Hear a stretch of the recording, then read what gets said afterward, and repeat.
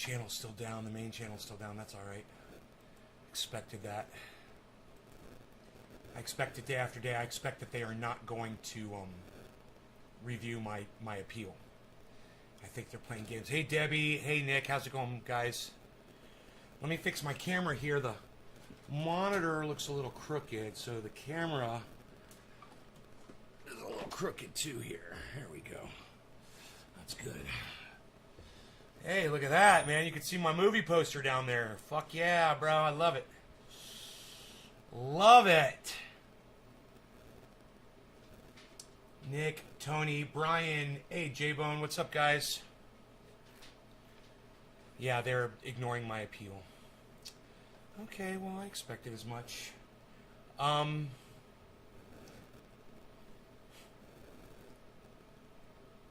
They deleted more subscribers off my YouTube channel. About 5.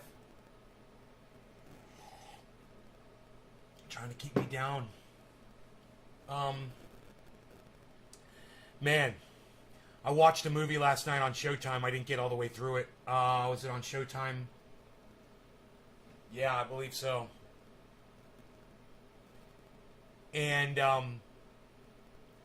man, America and Israel attacked Iran, and nobody's fucking reporting on it.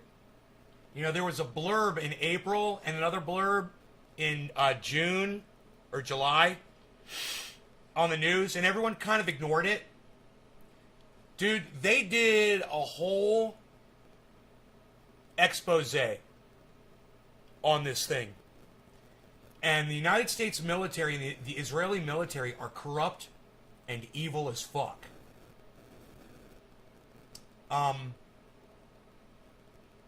And the mainstream media is in on it because they're not reporting on it.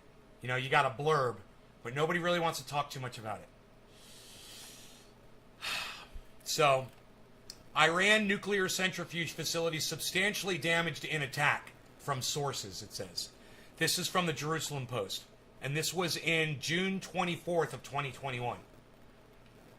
A sabotage operation against one of the buildings of Iran's Atomic Energy Organization, the IAEO, caused major damage despite Iranian denials, the Jerusalem Post learned on Wednesday night. Although Iran has claimed throughout the day that the sabotage failed and caused no damage or casualties, the Post has been, you know, how do they expect the world to take them seriously if that's what they're going to say? Oh, well, it didn't do any damage, so, okay, well, fuck you. We're not going to worry about it then. Well, go fuck yourself. Why should we even be talking about it? If you're not going to be honest with us and tell us the damage that Israel and America did to your centrifuges, fuck you. You want our sympathy? Oh, you're perfect? Oh, your dear leader doesn't poop? Well, fuck you. You know what? Fuck you. And, you know, they don't get any sympathy because they're not going to give us the fucking story. Regardless of the cucks over there in Iran. You guys should know about the truth, and you guys should know what Israel and America are up to. I notice I just lost half of my viewers.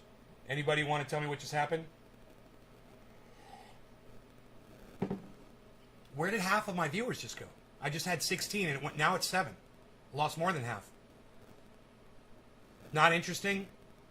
You guys don't want to talk about it? My audience is just as bad as mainstream media. You guys don't want to hear the truth either, huh? You guys don't want to hear that America and Israel attacked Iran? Illegally? Almost started a fucking war?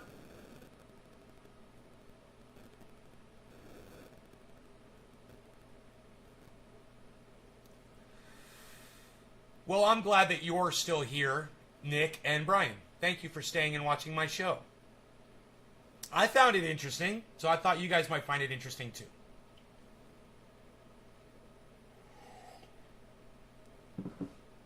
You guys aren't interested in the fact that your fucking dear leaders almost just started a goddamn world war this year. Not interested in hearing about it? Okay. We'll just get high. The stream lagged out? Well, finally somebody comes back and tells me. Thank you, J-Bone. I was wondering. I just lost half my... For where did it lag out? Was for like a good 45 plus seconds. Yeah, I don't understand why, bro. What did you hear, man? What did you not hear? Do I have to repeat what I said?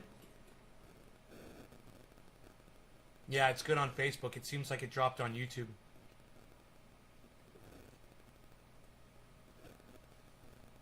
You know, mainstream media and social media, and now we're going to have to start grouping them together. It's always been, oh, mainstream media, mainstream media, mainstream media. No, mark my words and write the date down, because this was the day that you first heard this term. Mainstream and social medias grouped together because now they're the same fucking thing. And I'm the first person to say this on the internet ever. Sunday, September 26th. Write it down. It was the morning show. I predicted that soon everyone's going to be grouping mainstream media and social media together now, because they're working together, because they have become the same entity. The fact is, you're not going to hear much about this fucking attack in mainstream media or on social media. They're all working together now. You know, the Young Turks, Kyle Kalinske. They're working arm in arm with Joe Biden.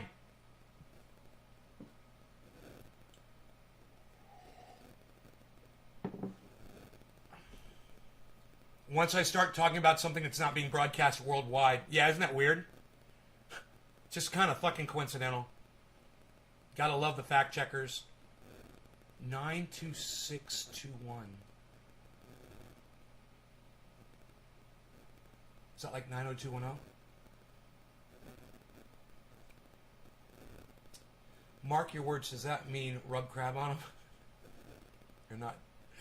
They're not then disappear? Something they're not then disappear? Abby Martin still will.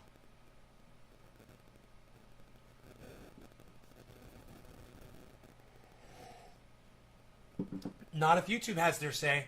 Hey, go look at how many views Lee Camp gets, Steve Running. Your heroes are being silenced.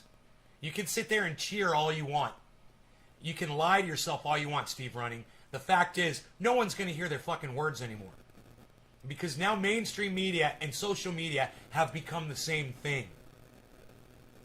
And you remember all those times Jimmy Dore used to say, hey man, that's why most folks won't go to mainstream media and they'll only come to YouTube to get their news. That's about to change, Jimmy Dore. It's not your fault, but it's about to change. And I called it first. Pretty soon, podcasters are going to start referring to mainstream and social medias together. And the fact that they haven't done it yet only proves to you that I am way ahead of the curve. I'm way ahead of this shit. I'm fucking 5D chess, way the fuck in front of all these other people on the internet, all these people on mainstream media. I see it coming. It's like a fucking tidal wave way out in the ocean that only I can see and no one else sees it coming. Mark my words, mainstream media, mainstream and social media will be the new fucking terminology. Oh, on mainstream and social media, yeah, MSSM, mainstream social media. It's going to be MSSM. Yeah, watch. Mainstream and social media. They're merging. But anyway, I went off on a tangent. Let's get back into the story. So, a sabotage operation against one of the buildings in Iran. Okay, they denied it, and then I went off on that. Although Iran has claimed throughout the day that the sabotage failed and caused no damage, the Post has been given strong indications otherwise, but there's no way to independently confirm. The Post also reported that the attack site was likely one of Iran's centrifuge manufacturing sites, which meant a major setback for the Islamic Republic's uranium enrichment program for nuclear weapons. A 2017 Institute for Science and International Security report by founder and director David Albright and former International Atomic Energy Agency official Ali Hinanan stated in 2011 the People's Mojahedin Organization of Iran revealed the location as one of Iran's centrifuge manufacturing sites near the city of Karaj, referred to as the Taba site. The report also said that centrifuge components are reportedly made in the 3 workshops at the location.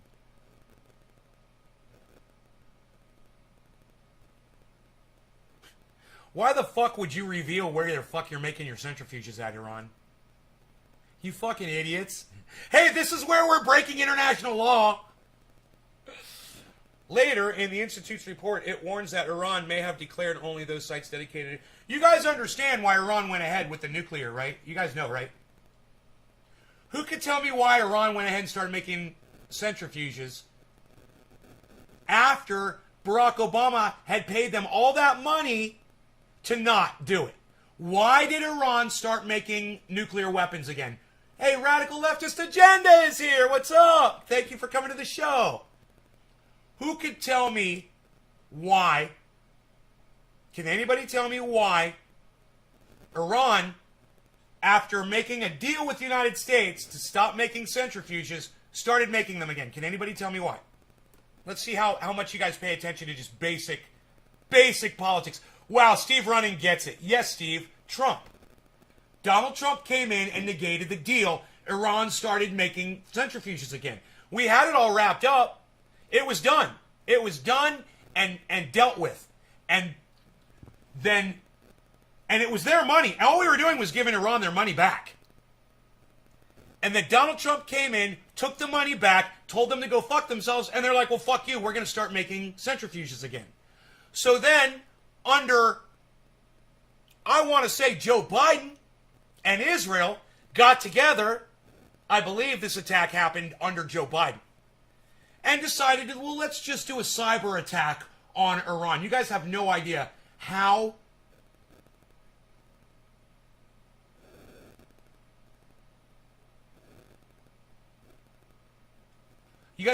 what a horrible decision this was for America and Israel to do this. You know, let me tell you something about America and Israel. They don't have the corner on the hack market. You know, they might be good at it, and this attack proves that, yeah, they're pretty good at it. But we all know who did it. Number one. Number two, Russia, China, North Korea, name any Asian country. They can all fucking hack whoever the fuck they want to. They've got really smart computer analysis. They've got really smart programmers. And they can hack anybody too. And we want to start fucking firing missiles, so to speak, of cyber attacks into other countries. Well, we just dropped ourselves down to a level where they're going to be able to attack us back. We just made the worst fucking decision. This is our leadership. This is Joe Biden. And this is Israel. And you guys, let me tell you something. This is really, really bad. Because these cucks, these dumb cunts that are leading our country don't have the foresight to realize, hey man, you're not sending over B-52 bombers and fucking missiles, man, that these other countries don't have. No, you're getting on a fucking laptop and you're hacking them. And guess what? They all have that too, you fucking idiots. And the United States is not protected by some magic shield that prevents us against, you know, our infrastructure like our airports or our train stations or our nuclear facilities from being hacked just as easily. We threw the first stone. We're going to get exactly what we fucking deserved, and it's coming down the pike, and old Training A, he can see it coming from miles away. We're going to get hacked. America is about to get hacked. Bad. And you heard it here first from me, because you can't go out and bully motherfuckers when they have the ability to bully you back and think they're not going to fucking bully you back. Iran is coming, and they got friends. It's probably going to be Russia and China, and America just made a giant fucking mistake with Israel. You don't fuck with them, man. We already had the deal set up. Obama fucking figured it out. Good for him.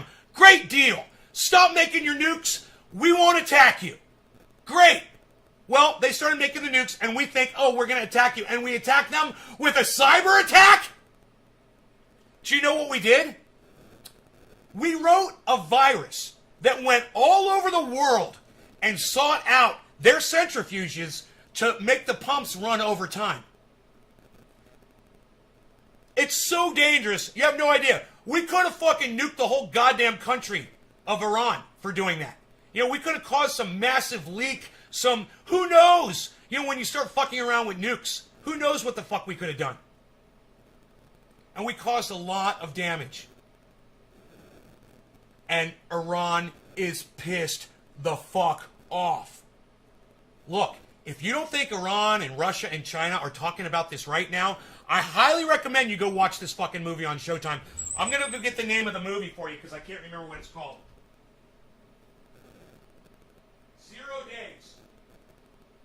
called 0 Days, and it's a fucking documentary.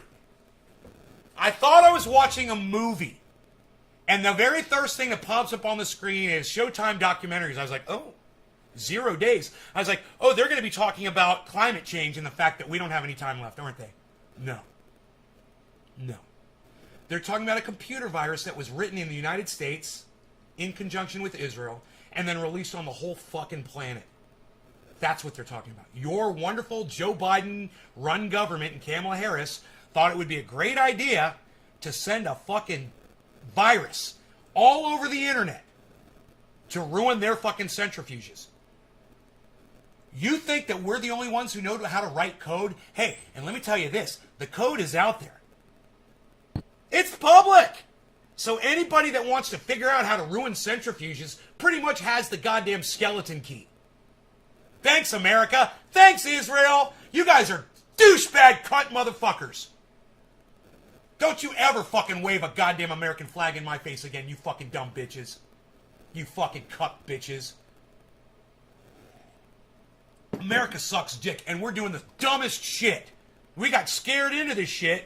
You know, we got scared into voting Joe Biden in from Trump, and it's just getting worse and worse and worse. And if you think when Trump comes back, this shit's gonna stop, ha! Ha! Dude, they're gonna fuck up our shipping, they're gonna fuck up our travel, they're gonna fuck up our anything that is computerized. And guess what? It's all computerized. You know, just the fact that Iran had some kind of internet connection to their centrifuges, that's got to make you wonder and go, Jesus fucking Christ, why would you do that?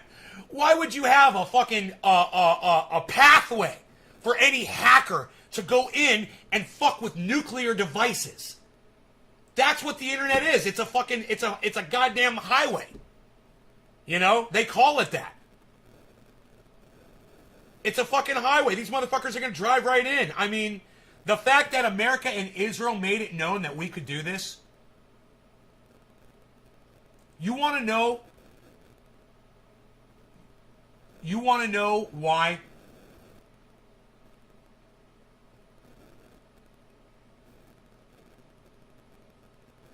No one is reporting on this?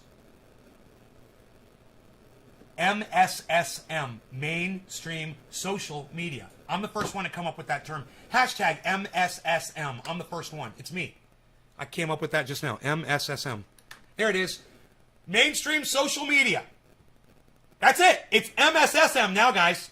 YouTube controls the narrative. If you don't think that's mainstream, you got another thing coming. Lee Camp, no one watches him anymore. Go watch one of his shows and see the 300 people that caught one of his shows. That's YouTube at work, man. Send this over to Lee Camp. Let him know. Let him know. Let him know that at least I know. One person knows. And now my 16 audience members know. MSSM. Thank you, Nick Brown. Thank you, J-Bone. Yeah. Thank you, Steve Running. Thank you, J-Bone. Hey, you guys are hashtagging. Mainstream social media. It's the same thing. So, the reason why nobody is reporting on this is because they don't want you to know how evil America and Israel are. And that shit was pretty fucking evil. Hey man, Iran had every right to start up their nuclear program again and make nuclear weapons. They're a sovereign country, man. We have nukes. Israel has nukes. Why can't Iran have nukes? Oh, because we don't like them having nukes? Well, I tell you what, if we don't want them to have nukes, why don't we get rid of ours and just make an example of ourselves and tell them, hey, we're not going to do this shit anymore, so you don't need them because we can't nuke you anymore. Hey, I should be president of the United States, man. I should be leader of the free world. What a great idea. Oh, I'm just joking. Not me. You watched a trailer of 0 Days? Julie, you're welcome. Look, this show everyone needs to see this fucker.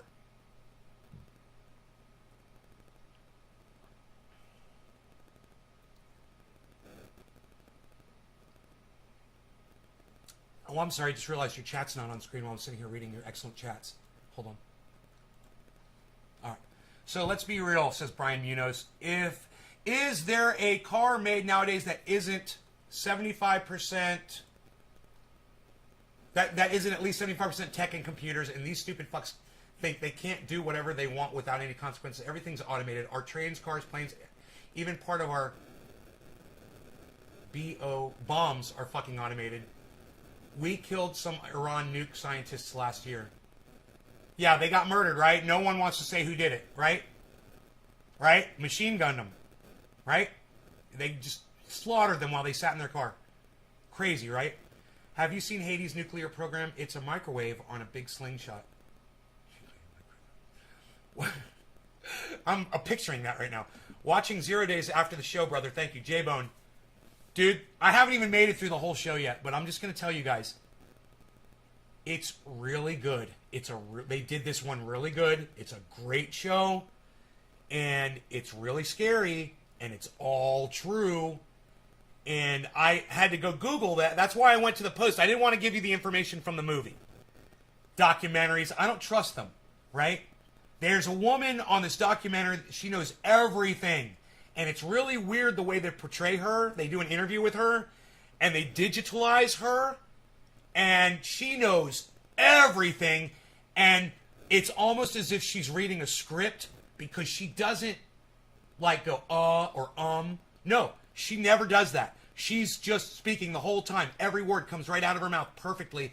And I just don't buy it as real. It seems contrived. It seems phony. It seems fake.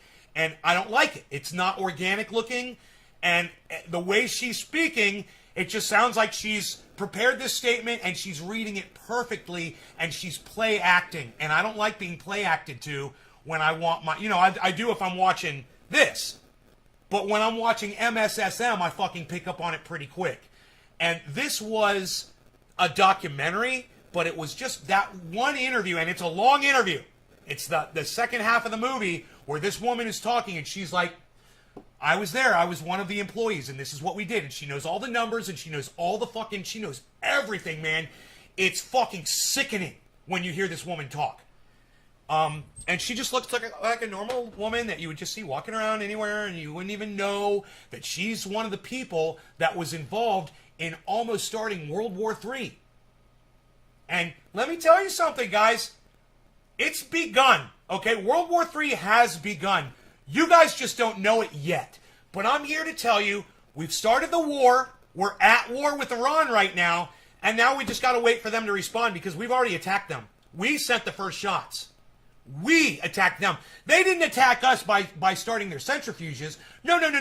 As a sovereign nation, that's within their right. If they want to build nukes, they can do it. It's their country. We did it, so why can't they? Why? Because we don't like them? That's not a good enough reason. They don't like us either. So does that mean we can't build our nukes because Iran doesn't like us? It's fucking stupidity. And yet, we will literally send a fucking computer virus into their country to kill people. This is war, man. And people are probably already dead from this. We don't know because Iran are a bunch of cuck bitches too.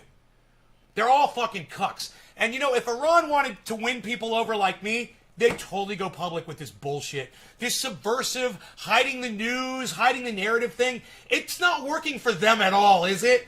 It's almost like I'm like, oh well, Iran, you got what you deserved. You don't want to fucking be honest? I hate a fucking liar.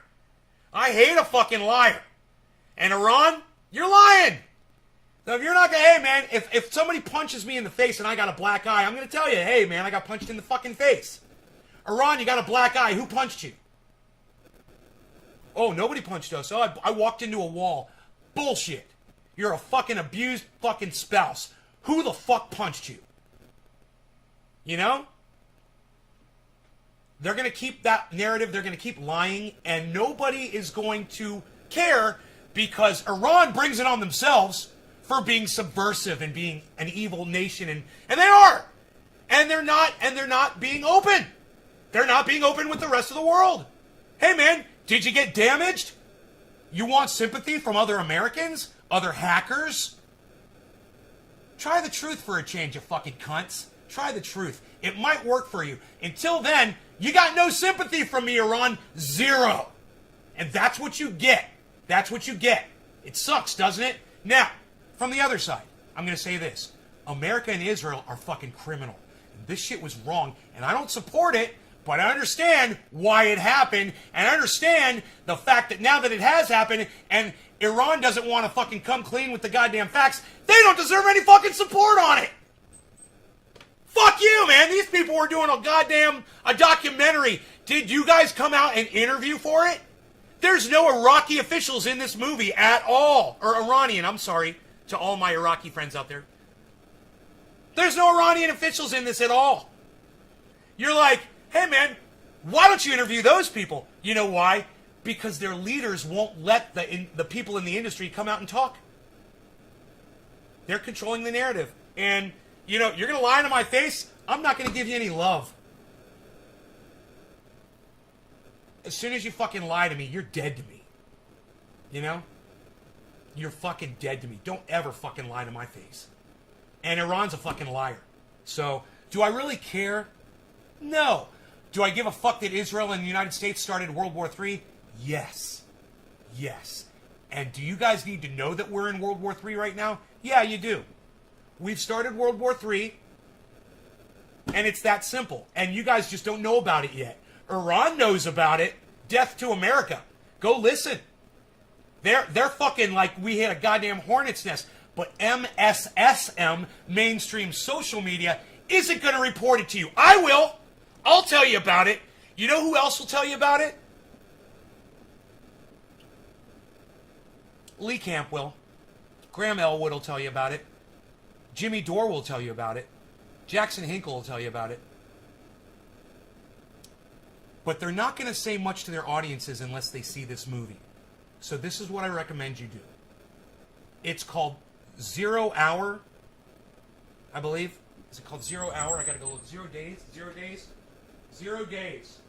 Yeah, it's called 0 Days. On Showtime, I believe. It's a documentary. And all of you can go out of your way, if you want, and share that video around on the internet and get people to watch it. Okay? It's a documentary. It's great. It's exciting. It's almost kind of like watching kind of almost like a version of The Matrix. It's fun. But it needs to be fun to get people like you to watch it, you know, because you guys won't go watch it unless it's going to entertain you. You guys would never get this message unless it was coming from me, who's fucking screaming and ranting and smoking cannabis and being silly. You guys would never know that this happened. Nobody would know that we're in World War III if it weren't for me. We are literally in World War III right now. It doesn't feel like it because you're not being drafted. But let me tell you something. There's plenty of hackers who've already been drafted by America, and they're fighting this battle right now. And when you watch this movie, you will see all of them in giant fucking offices, all working on computers, all working to hack Iran.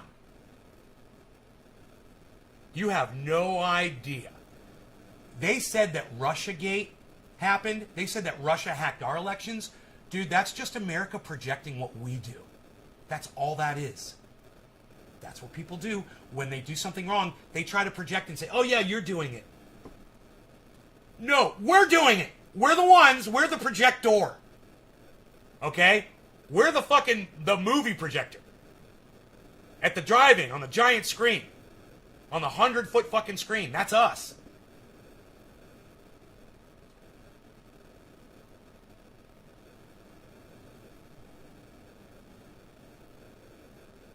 They believe if they have a nuke, they'll use it to bring about their religious teaching. Yeah, Steve, you don't know that. Steve, are you seriously coming in here to tell me how Iranians think? Because I'm about to block you. I'm about to block you from my live stream. Not only for being a racist cunt like you are.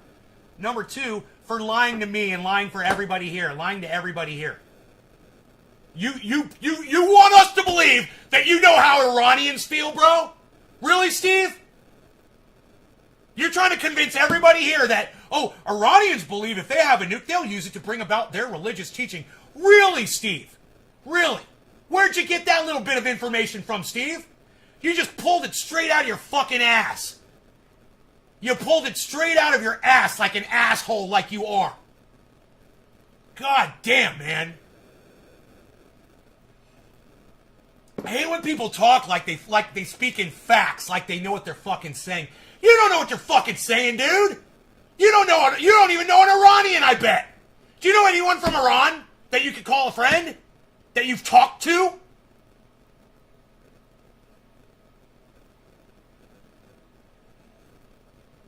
They don't sound like that, lol. But I only got 2 Iranian friends. I've got an Iranian friend, and he's fucking cool as fuck. He's American. But his dad's from Iran. Take it easy, Benet, says Dale Young. What's up, Dale? I got a little caffeine in me, man. You'll have to excuse me. And Steve Running just said some racist bullshit to me. Like he fucking knows how Iranians think. Like he knows why Iran wants a goddamn nuke.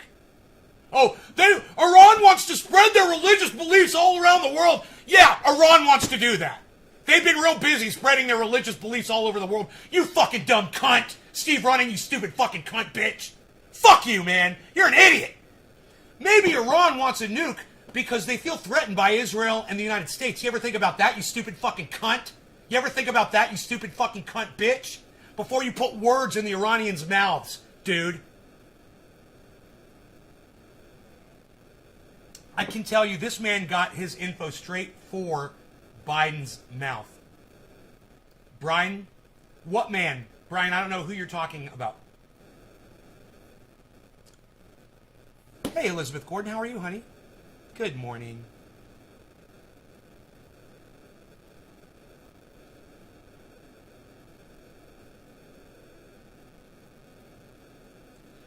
When you say of course, Steve, I don't know what you're saying of course to.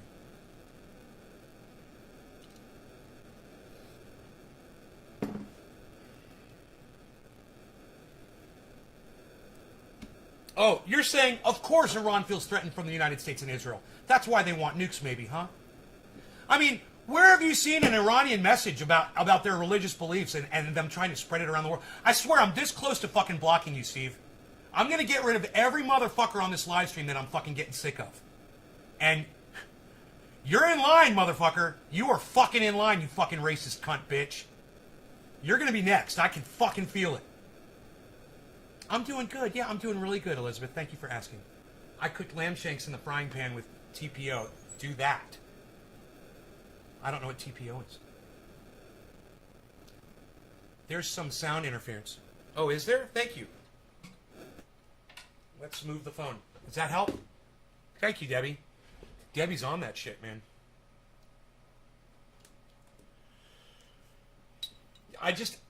You guys, you know how to talk to me. You can't state shit on here that you're not sure of and act like it's a fucking fact, Steve. You know that.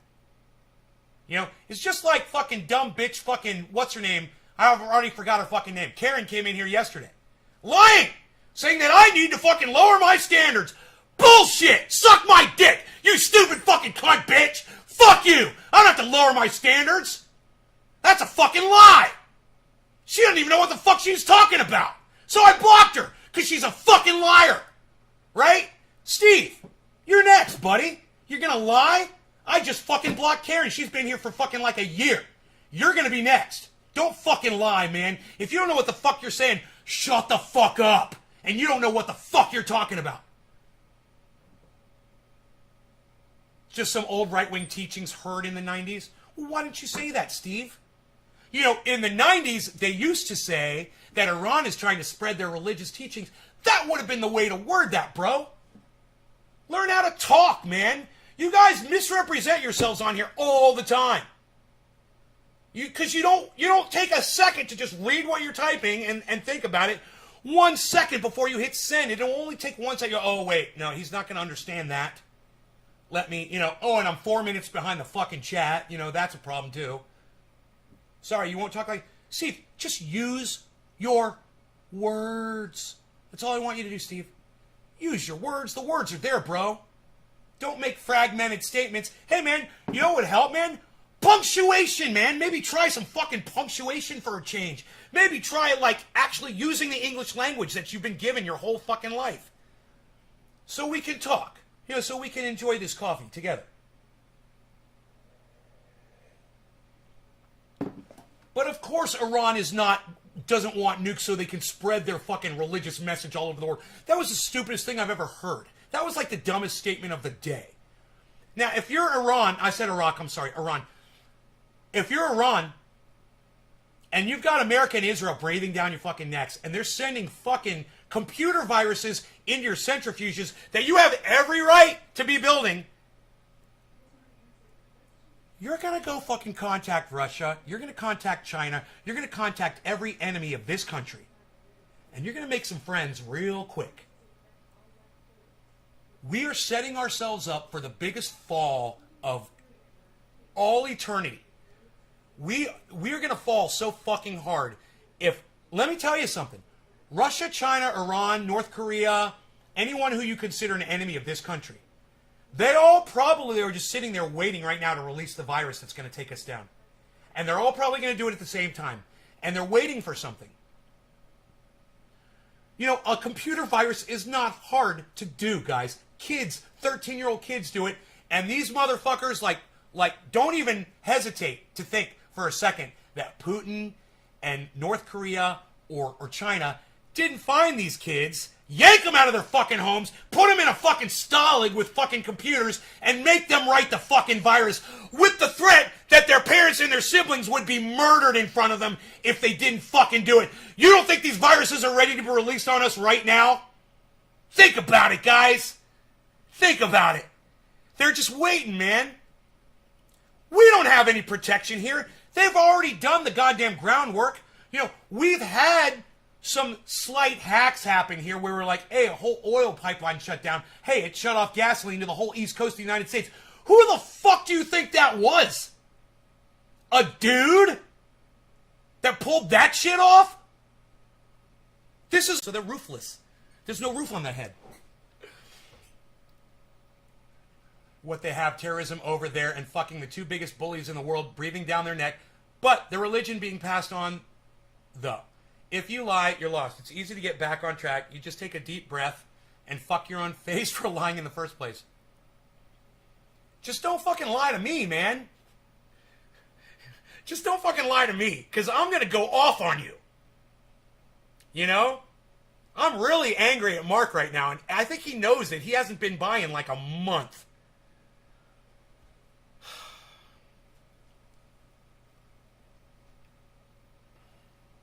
I got plants in my goddamn indoor grow that are fucking 2 feet taller than the other ones. That is not the same fucking strain. You know?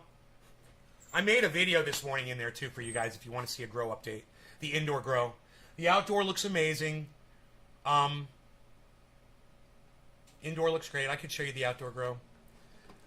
Do we have to say anything else about this? I don't think so. They brought down the centrifuges. It was a virus. I've got all the technicals, guys. I understand how the virus worked. I understand how everything. And you will too when you watch this fucking documentary on Showtime. It's amazing. See if you can find it somewhere else, guys. I think it's only on Showtime, but see if you can find it somewhere else. It's called 0 Day or 0 Days.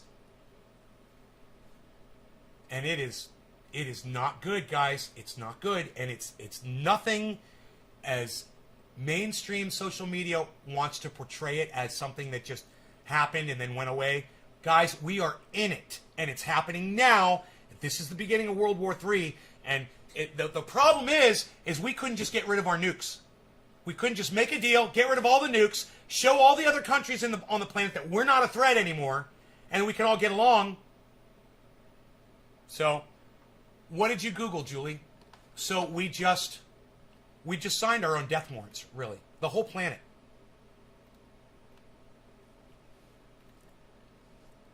They paid them to give back control of gas. I'm going to let some of my DoD bosses know what your thoughts are. Pretty interesting. Department of Defense? David Long? I've been angry at... You want to get my channel shut down? I've been angry at Mark since the shelf incident a year ago. Before that, he walked in the house with muddy boots. I noticed a pattern starting. Dude, he destroyed my carpet that day. I remember that. Love to see... I was like, don't you wipe your feet, man? What the fuck? Cleaned it up after him for fucking 2 hours after that fiasco. Love to see a grow update. Showtime on demand. 0 days. You Googled 0 days? Let me know if that's anywhere else besides Showtime on demand, though. And you guys need to see this movie. You guys need to, and it's a sad thing, is that they put it on fucking Showtime so they can make money. Isn't that sad, man? This is some of the most important. We're in World War III right now, and Showtime is holding on to the fucking data. Charging you to know that we're in World War III. And listen, I'm the first one to call this World War III, too.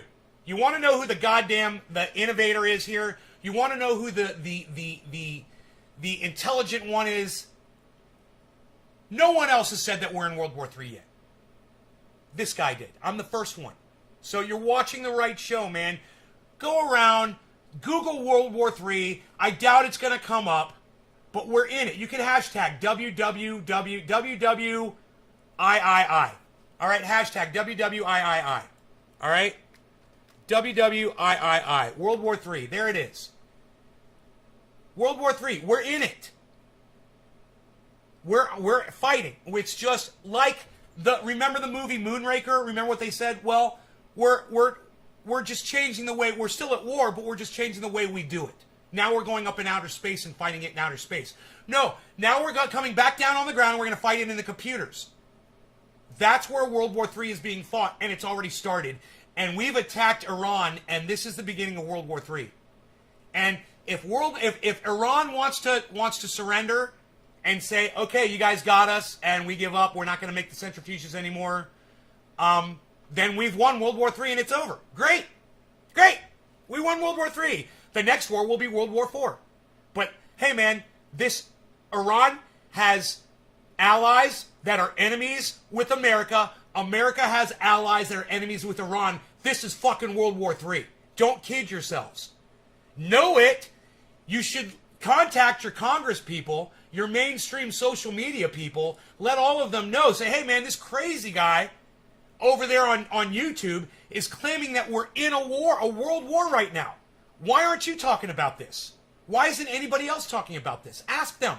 Let them know what it is. Let them know that America fired shots over there in Iran, that we destroyed their centrifuges, that we released a virus on the world with Israel.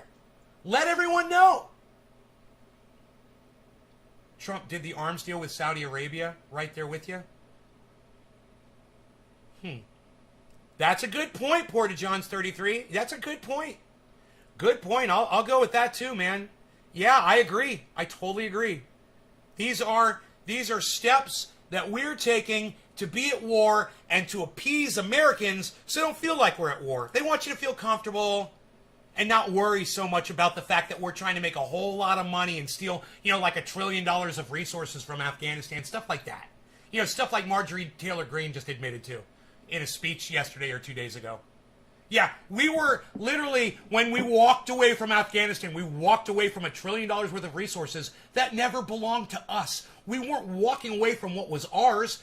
We're walking away from what we should have never been near in the first place. It's not ours, and that's the whole reason we were there. Resources, oil, poppies, now it's lithium. Whatever the fuck it is, it doesn't matter. It doesn't matter if the narrative switches from climate change to COVID back to climate change. It doesn't fucking matter. We're being controlled for sure. We're walking through these fucking channels, these gates, and we never get to see what's outside of them because MSSM, mainstream social media, doesn't want to let you know. The cucks at YouTube don't want you to know what you used to be able to get from people like Lee Camp, and now Lee Camp is being subverted and silenced because of the cunts at fucking YouTube. And you can tell Lee Camp I said that. Go ahead and send this to Lee Camp and let him know. Let him know I'm talking about him behind his back.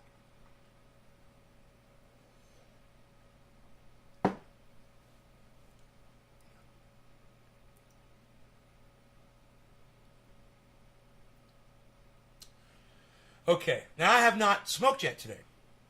We've gone live 45 minutes and I have not used cannabis, and it's late. I'm usually smoking by 7 a.m. with y'all, sometimes 6:30 in the morning, and it's 9. And I was just thinking about cannabis and addiction last night, and I was thinking how I love smoking cannabis, so I've never really experienced, and I always have it, I've never really experienced being without it for too long. So it's like if there is some kind of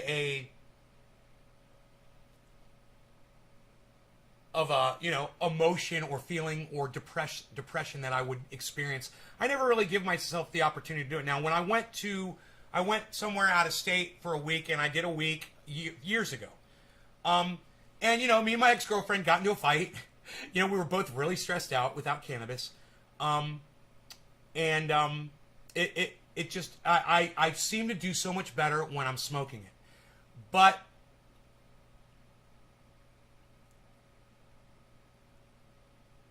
there are people out there who seem to get addicted to it. And there's nothing that I can do or say that's going to change that. That they can always just smoke more, and it's not going to hurt them. Right? So it's not really that much of a problem. But if you really want to enjoy cannabis, I recommend breaking up your usage a little bit, like I do.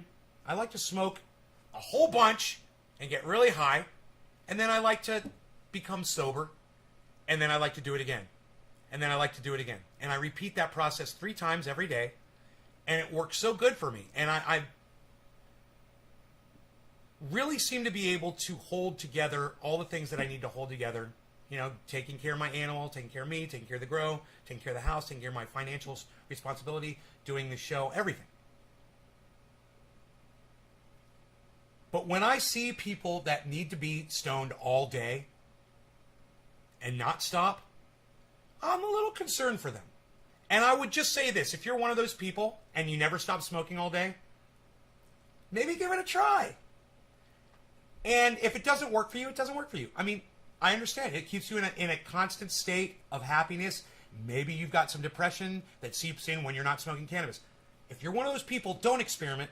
You don't need to. But if you're just a person you've just become kind of lazy around just feeling that high as much as you can, you're relying too much, I believe, on something that is taking away from some clarity that I think a lot of you guys could benefit from. And I noticed that on my live show from my audience members. So I'm hoping that some of you guys that are smoking along with the show, when you realize that you have a problem with comprehension, clarity, listening, hey man, give yourself some time throughout the day to maybe come down a little bit off the cannabis and go back to it when you feel the need for it again. Try that instead. Those of you that are 24-hour smokers, try it. You got an ashtray next to your bed. You're doing it wrong, man. You're doing it wrong. I highly recommend you keep the cannabis out of the bedroom. That's the first step right there. Get it out of the bedroom, put it in the living room, put it in somewhere else in the house, and start with that and see if that starts working for you. You know, in the morning, some people, they just grab their doobie, they grab their bong, they grab their bowl right next to their bed before they even get out of the covers. And if you need that, okay, I understand. I totally understand. But if you feel like you don't need it and you still do it, then maybe give this a try and just see. A little fuck you just hit all my habits on the nail, Josh. I have a tendency to do that, bro. You know, I'm a human being too. That's good advice. Look, this is just what works for me, and it's worked really good. I've never been an all-day stoner type, and I don't like to use that term. But for those of you who are doing it just to dumb yourselves down because you don't want to deal with reality, then you are that. And that's not good. You're not helping yourselves. Or maybe you are. Maybe your life is actually that horrible that you are. And if you are that person, smoke up. But if you're not that person, consider not doing it so much. Get that clarity. Maybe work on some things in your life. You know, like when I get a little clear-headed throughout the day, I'll go through mail. I'll get on the computer and do some things I need to catch up with. I'll do some things outside or whatever. And I'm not like, the whole time I'm not thinking, I got to go in and get high. I got to go in and get high. Oh my God. I got to take that next hit. I got to take that next hit. That's like fucking a crackhead, man. And one more time, I'm going to say it again. I understand if you're like that and you need that. And if you need that and you know you need it, and you've tried it the other way, then don't experiment. Don't go there. You're fine. It's not going to hurt you, and that's the beautiful thing about it. All I'm saying is, those moments of clarity throughout the day can add to your life, can make you more fulfilled, maybe you'll remember to call your kids, or call your significant other, or call your parents. You know, or call that friend that you haven't talked to in a while. Because when you're high, you might not be thinking so much about that stuff. And I know it looks like all I do is smoke, because every time you see me, it's all I do is smoke. But I don't. And in my home, this is my smoke station. This is it. It's nowhere else. I don't have a place where I can smoke here or there or anywhere. I do have a little tiny bong in my garage. It never gets used. It's there for when I have guests, and if we're in the garage chilling or whatever, it's there. But it never gets used. There is a bong and some cannabis down there. But this is it. When I would take huge dabs, Jugs in my face, TTV. Well, what was your name back then, Jugs? I don't remember that name. Jugs in my face. I like your name, though. Oh, we all need some jugs in our faces, don't we, bro? Right the fuck on. I'm loving this conversation, and I just joined the show a few minutes ago. Right on, Josh. Good, man.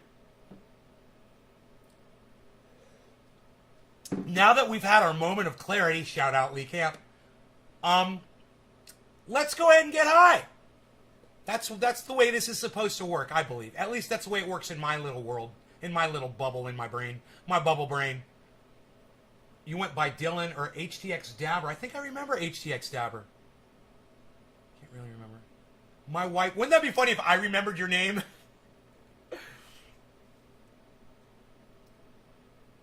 Because I get so bored and just smoke and smoke and smoke. I've been breaking it up a lot more, and will continue to do so. You get bored. Yeah, boredom is big now with COVID, bro. We don't have as many people to interact with. I understand boredom. I get it. I know. Back with Dave and all of them. Dave? Huh, I don't remember who Dave was. Oh, Dave C? Dave Campione, you mean? I usually take breaks. Man, that was a long time ago. I usually take breaks just because the high becomes less vivid, constantly ingesting it. Yeah, man, you'll really appreciate the high when you take the breaks. It's almost like having sex. You know? It's almost like having an orgasm in your brain. It's like a sneeze, that tension and release. But when you're released all day, you don't get the tension, and there's no tension to release, so it's not as fulfilling to me. Now, you might need tension released all day. You know, maybe you're like Chuckles and you want to go smash. Chuckles smash. You know, I understand. And Chuckles might not even be the kind of person who smokes cannabis all day. But I'm just telling you, if you're the kind of person who's prone to physical violence and you use cannabis to keep you from being violent, it's working. Keep doing it. Good for you. I'm not telling you to not do it. All right? Especially y'all. You know?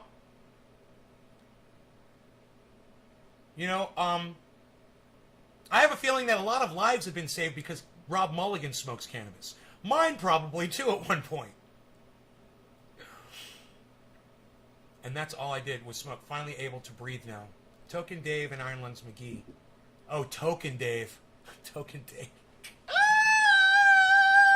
Whatever happened to that guy?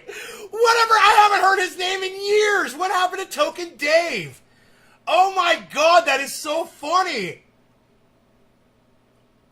Token Dave. Oh my God.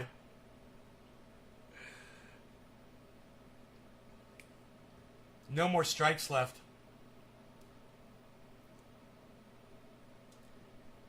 Dude, that's a blast from the past. How funny is that? Token Dave, I forgot about that. I totally fucking left my memory.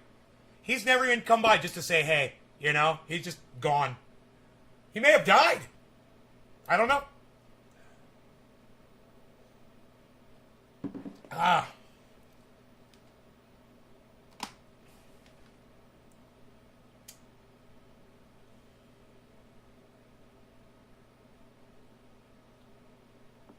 Lots of nice butter on here. You never know. I don't know. I guess no one's heard from Token Dave in forever, man. Isn't that weird? The guy disappeared. I wonder if he went to prison or something.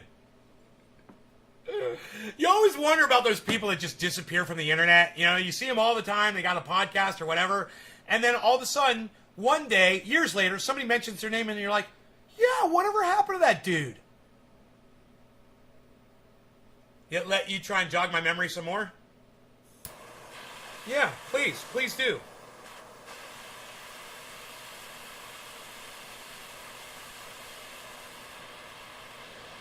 Brian, you and Nick Brown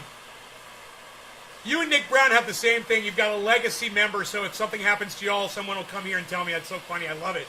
Yeah, let me know if you die. I want to know. Let your next of kin tell me. I'm sure I've lost a few audience members. Imagine when you're someone like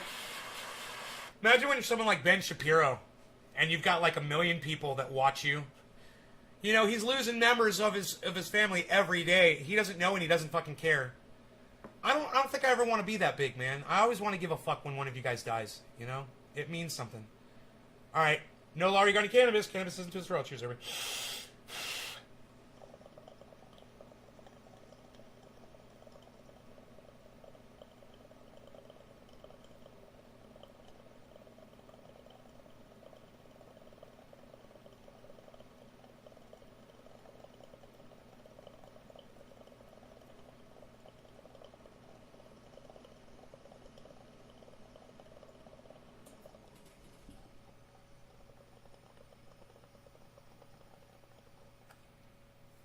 Oh, he's tweeting?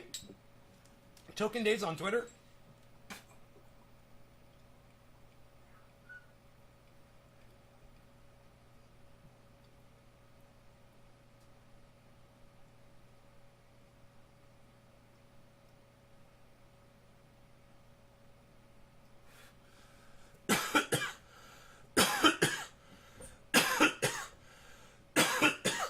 Yeah, that was, Jesus fucking Christ, I forgot his name. The guy that got raided. Fuck. He was a fisherman, and he's got a fishing channel on YouTube, and it's really good. He gets really big fucking fish. God damn, I forgot his fucking name. Fuck, I hate when I forget their names. God damn it. That guy was cool as shit. Yeah, he was cool, and he came back in my show not too long ago, a few months ago, and said, hey, and it was cool as shit. We pulled up his fishing channel. God damn it. Fuck. He was sponsored by, like, Daiwa, you know? He's huge. Denmark. He was in Denmark. Yeah, he got in a lot of trouble, man. They fucked him up. He had a huge grow. A huge indoor, like a warehouse grow. Yeah, I can't remember his name, son of a bitch. Friends with Hashbean. Hashbean introduced me to him. And for some reason, me and him just kind of hit it off. You know, it was cool. It was like, nobody really talked to him and nobody really talked to me. But him and I liked each other and we fucking chilled, you know? I can't remember his... Fuck, Pally. His name was fucking Pally. God damn it. Pally Fishing.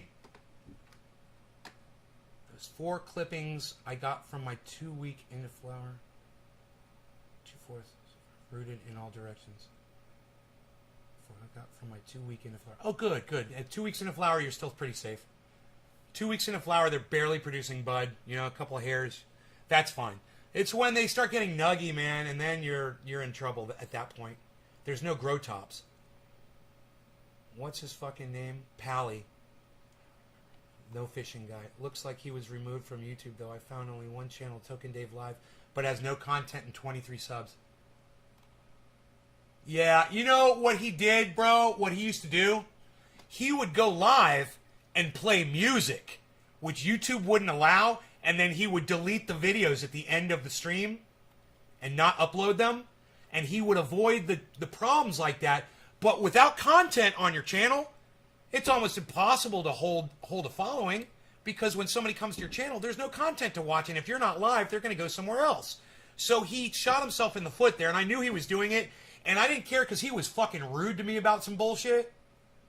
He got really snappy with me, and him and I started having problems on the stream, and I just wrote the dude off, and he stopped coming to the show. I just remember, I left with a bad taste in my mouth, and I was like, I'll remember this. I'll remember that this guy did me wrong, you know? Out of all the people that I was chilling with on the internet, you know, and having fun and whatever, and this guy just seemed to have, you know, take issue, and he hung around for a long time, and he had an issue, and he was giving me attitude. And when you all do that shit, I catch on really quick. I let you do it. I'll let you do it. I'll let you do it for a long time. And I'll just ignore you, and I'll let you keep babbling. And then finally one day I'll just get sick of you, and I'll block you. You know? You get sick of me. Well, I got sick of you a lot longer ago. I'm just allowing you to be in my presence. You're lucky. You know, until that moment that I finally had enough, and then you're gone. I'll only take your bullshit for so long. Do you have someone to let the audience know if something happens to you? No, I don't. You guys will know, because I'll just stop broadcasting. You know something will happen. You'll be like, man, Nate hasn't been on for like 3 days. Oh, he's dead. I don't see him on YouTube anymore. Yep, I remember Dave at the end was kind of meh. Token Dave and his fucking wick lighters. I don't want to smoke with a rope, Nimrod. I hated that stupid shit. So, was he a dick? He's sitting in Denmark prison? No, he wasn't a dick. Pally? No, Pally was one of the nicest people I've ever met, man. You'll love Pally. Go check out his fishing channel, Dave. You'd love him. You guys would be great friends. You both love cannabis. You both love fishing. You guys would be like fucking best friends, and you can thank me for introducing you to him. Go hook up on his channel, bro. I think it's called Pally Sport Fishing or something like that. It's not an easy channel to find. But once you find it, man, I'm subscribed to it. I'm positive I'm subscribed to it on my main channel. But dude, he had a video once, I believe, where he capsized his boat.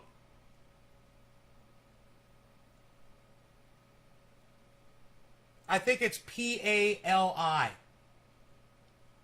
I think it's just one L. P-A-L-I. You want me to try to find it for you? And he's sponsored. Well, he was sponsored. I don't know if he still does this. I think he said he stopped doing it. I'm just going to type in Pally Fishing and see what comes up. Denmark. Fishing rules. Denmark Sports Fiskerforbund. Yeah, he might have a weird name on his channel. Give me a second. Sebastian. Daniel Mann.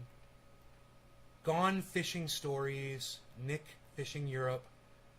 Just Fishing DK. Street Fishing for cod. Aquamine Channel. Unexplained Mysteries. Knoll Farm. Brightside. Knoll Farm. Cosmin Teglis. Justin Fishing. One Rod, One Reel Fishing. My Bushcraft. Tony Mustache. And holy shit, she's hot. Damn, son. Ooh. Got himself a hot little fishing buddy out there on his boat with him. I wouldn't be fishing if I had her with me, bro. I would be out on a boat fishing. Fuck that shit. We'd be home fucking right now. Leno Pro, Sebastian Nils, Justin Fishing, Justin Cornish Store, Just Fishing. Dude, what happened to him? Sebastian Nils. Dude, he's not coming up. Oh, Pally Fisher. I found a fucking link to it. It's Pally Fisher. Dude, he's in another video. Okay. We have this saying. There's Pally. Pally, what's up, buddy? Nice. Velkommen til Putfiskeren. There's Pally, man. Det ja, næsten min fødselsdag. It's my boy. Det er selvfølgelig dejligt vejr. It's my boy. Right here, it's my boy. Nå. Vi skal fiske noget tremmereller i dag, tænker jeg. Love this guy. Det er super lækkert vejr. Jeg har taget min Magic Trout isstang med. Og det er den, vi skal fiske tremmereller på i dag. Det er en is 15. Det vil sige, at den har en kastevægt på op til 15 gram. Det er maj måned, bare lige som vi får præciseret. So glad I found him. Lige starten af maj. Og jeg kan lige nu til 1, 2, 3, 4, 5, 6, 7, 8, 9, 10, 11, 12, 13 fisk, det kan jeg lige spotte sådan lige her nu. Bum. You having more fun growing it than smoking it? You do them both together. It works. It works out. Vi kan lukke noget af det her på noget krog også. Her har Tim med mig. Senere kommer Jesper. Damn, look at that rod. I look like a deep sea fishing rod.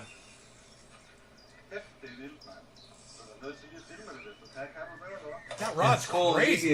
Den her linse kan opfange muligvis GoPro'en kan.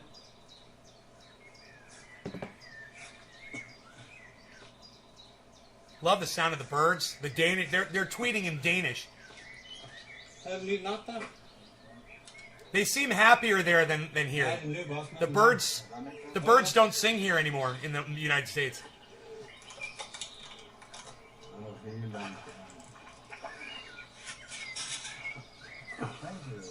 Yeah, welcome. Jeg har ikke engang fået pakket nettet ud, så er der første fisk på. Det må vi jo lige have gjort.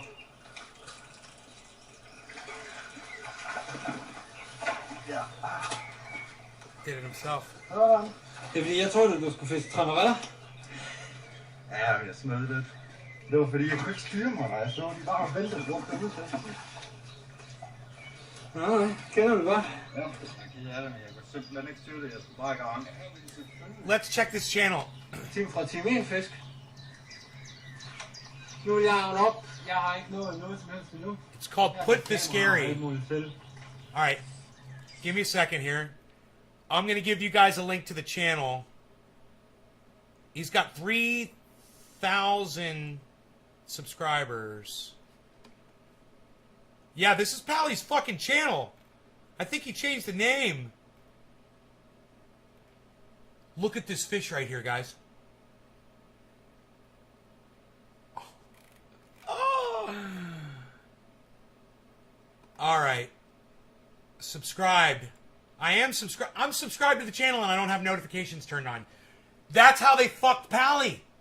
They did it to him too. See, I was subscribed to his channel for years and then they switched it. So if you don't get notifications on, you don't get notified of the channel. And he's uploaded a month ago. And every month he's been uploading. God damn it. I'm going to leave a message on his...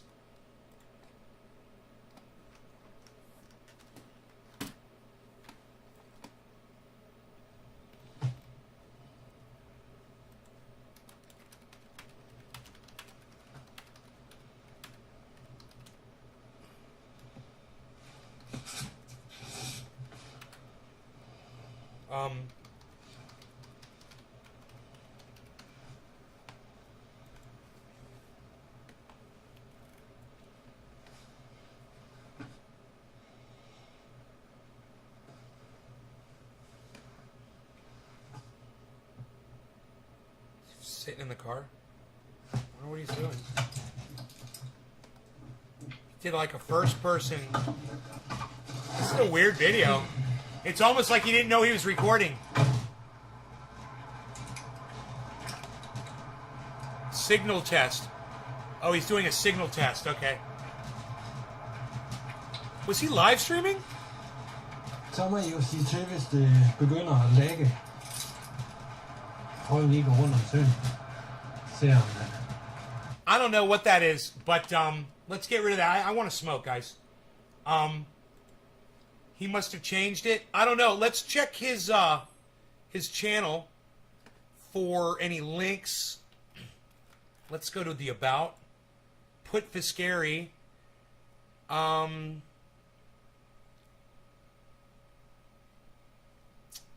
Joined July 2013. This is his original channel. 1.2 million views with only 3,000 subscribers.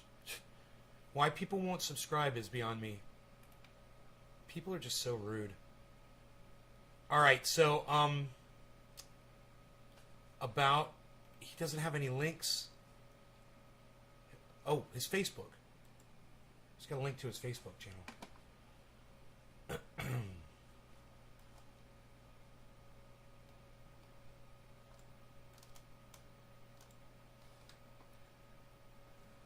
2 hours ago.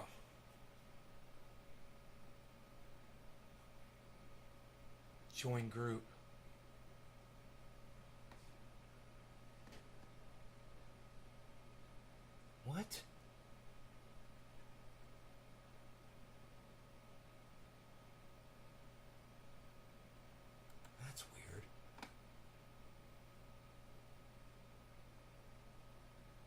there a way to leave a message?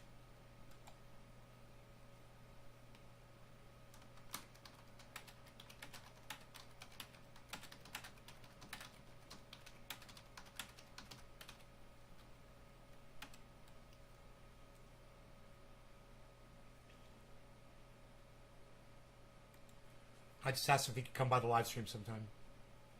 Well, I got to tell you, it's exciting finding him again. This is what social media does to you. They separate you from your friends. That's what they did.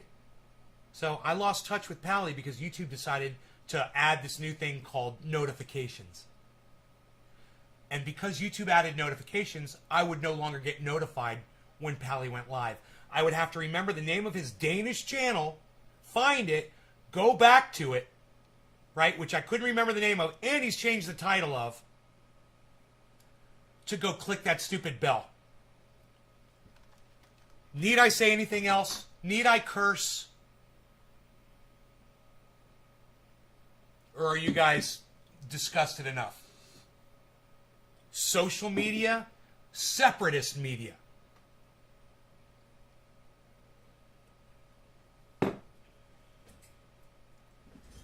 They're trying to break us apart.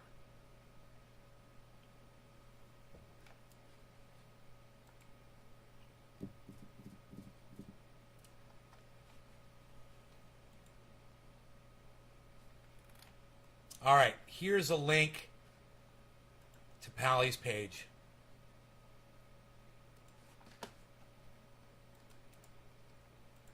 All please go subscribe to his channel and let him know that Nay's Garden is the one that sent you to his channel. Just leave a message on one of his videos. He reads the messages on the videos.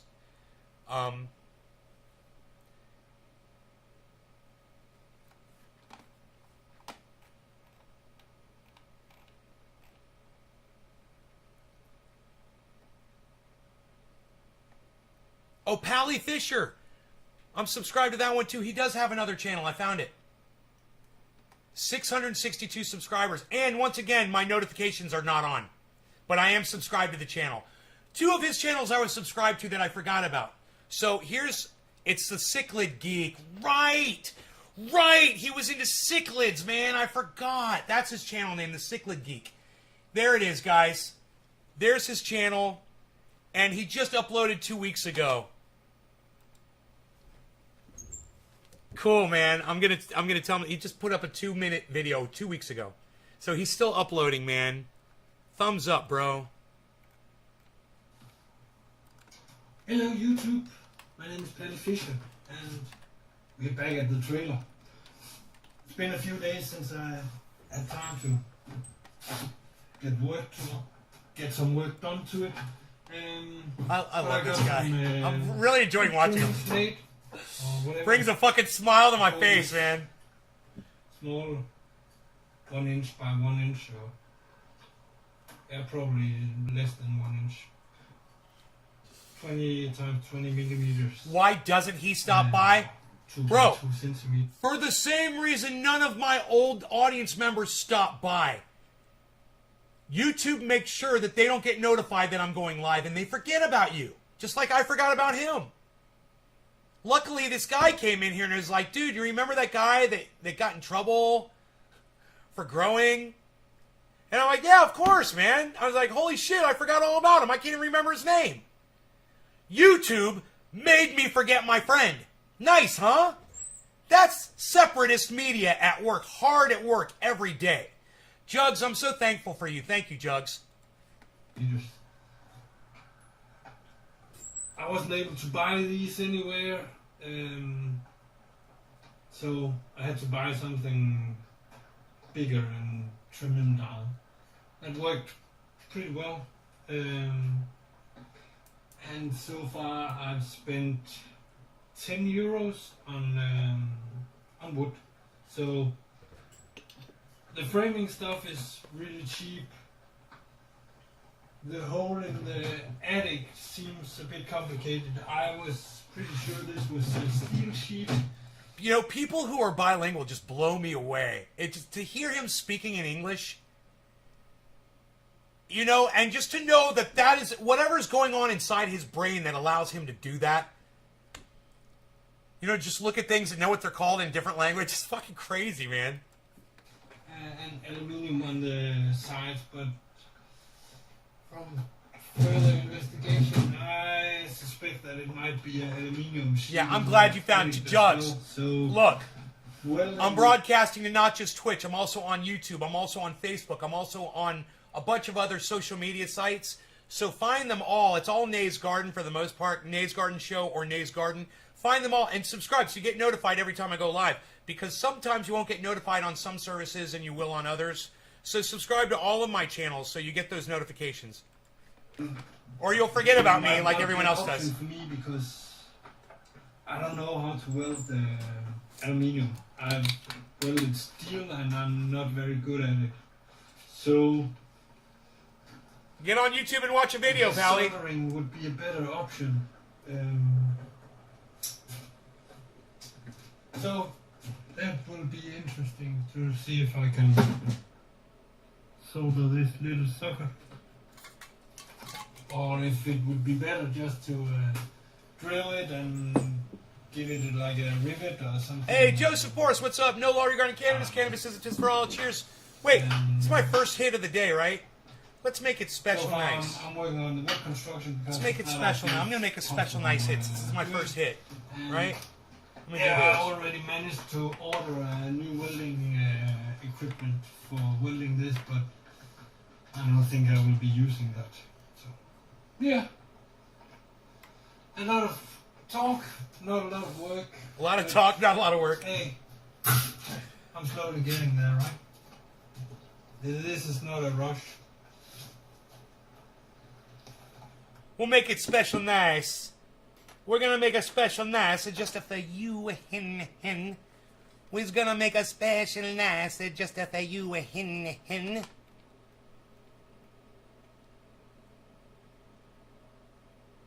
He's making some short videos. 50-pound carp on the Black Phantom beginner rods. Let's watch that. Fucking 50-pounder. What? What?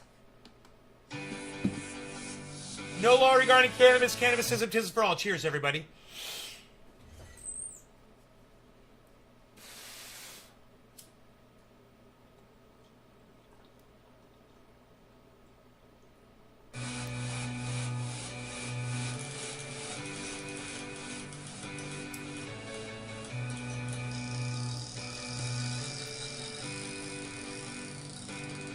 And again, I have a very nice fish hooked here on my Black Phantom rods.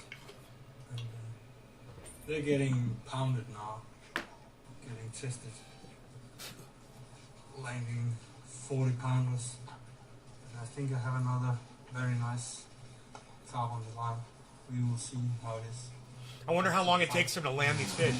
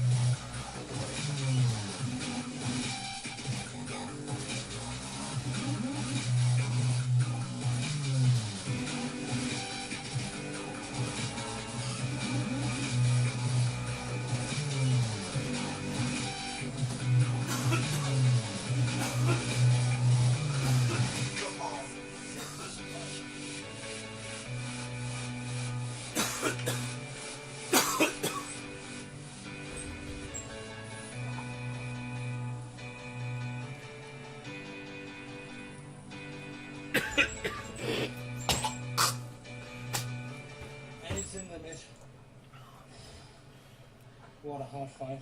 But isn't that why we are here? Fishing, getting those big ones. Correction. This one is taken on a cruiser. Top down. What happened? Did the line break? Frank. So it's Krilla and the Frank. What happened? But he brought me a very nice big fish. Let's get on with it. Oh shit! Oh fuck! 23 kilos. Taking on the X2 Black Phantom Cabra.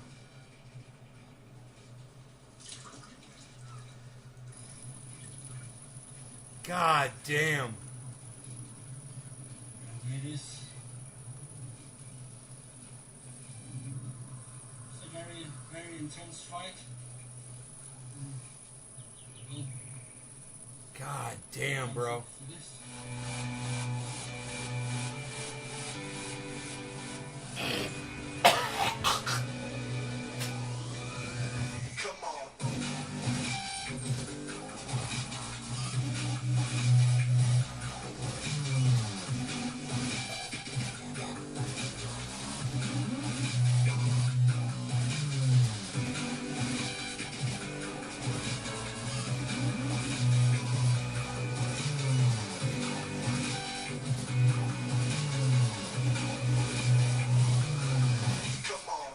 Come on.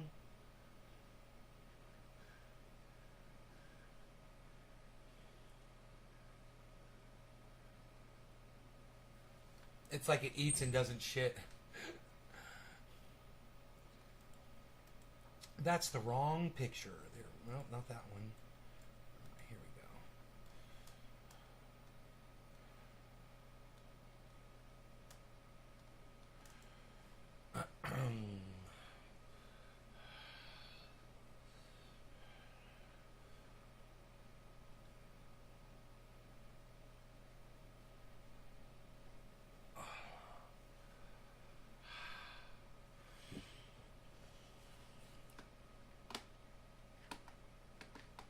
It'll be nice. Pally will come by. He'll come by the chat. I know when he sees those messages, he'll come by and say hello. He's a friend, man. You know? And I don't even know if he uses cannabis anymore. But he'll still, whether he does or doesn't, he'll still come by and say hello. Hey, Phil, what's up, buddy? You know, it's like, you gotta love it when you meet people like that, when you meet friends like that, and you just know the kind of people they are, and you know that they are reliable, that they're the kind of people that they're not two-faced, you know? Yeah, they're real. They keep it real. And he's one of those people, man, you know? And it sucks, is because he's that kind of person, and he's been fucked over by people who were the exact opposite of him, you know? And that fucking sucks. You haven't seen him in the chat? Pally? Dude, Pally said hello like a year ago. It's been. I wasn't even subscribed to his channel. I mean, I was, but I wasn't even getting notifications from his channels, I should say. I was subscribed to both of them. But I wasn't getting notifications. So, he stopped existing in my world, man, because YouTube did something stupid and mean and cruel. You know, YouTube was cruel to do that to people. It literally separated us from our friends, man. You know? And with Pally, I mean, we were actual friends. It wasn't like, I'm an audience member, or he's an audience member of mine. It's not like that. We were actual friends. And we communicate through social media.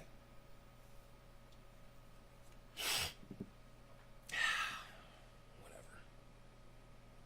You know, they're going to fucking do what they're going to do, man. You know? That was the beginning of censorship right there. That was the slippery slope. And we didn't do anything about it then. And, you know, I didn't fucking realize. I mean, I realized it was happening, but I didn't realize it happened to me and Pally. But I knew it was happening. Remember, I said it all the time. I'm like, they're unsubscribing people from my channel. You know, there's people that literally want to watch my show that aren't getting notifications now. They've turned on this new thing called notifications. Why would they do that? You could have always just turned off the notifications if they were bothering you. It was always opt out. Now you've unsubscribed. Literally, that's unsubscribing every subscriber from every channel. Because that was the point of subscribing, was getting notified when they put content up. You fucking cunt bitches! God, I want to fucking kill you! Fuck you all! God, I feel better. My cat. You guys want to see my cat? Look at my cat. Look at this. Look at my cat. Right there next to me.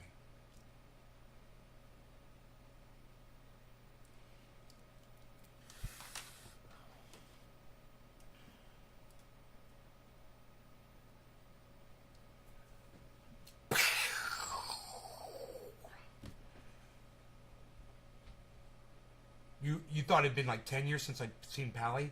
No, he's here like a year ago. Popped in. I was like, holy shit, bro. He's like, I'm still fishing.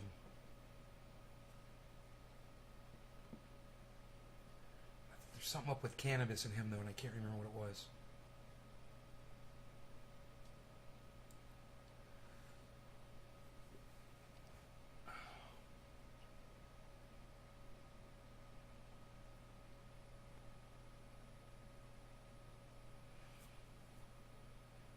Where's the BZ?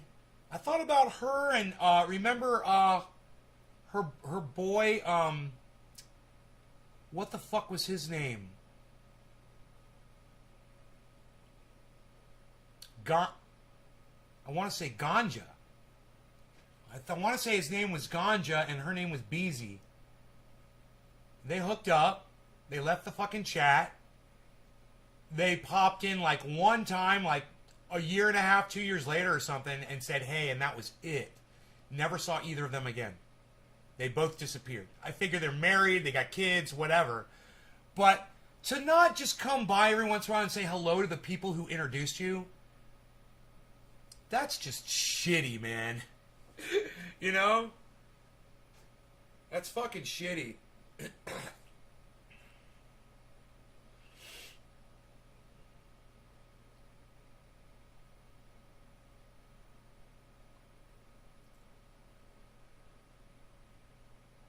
But I guess that's the role Cupid plays, you know? Cupid's only recognized once a year, right? Oh, thanks, Cupid. Hey.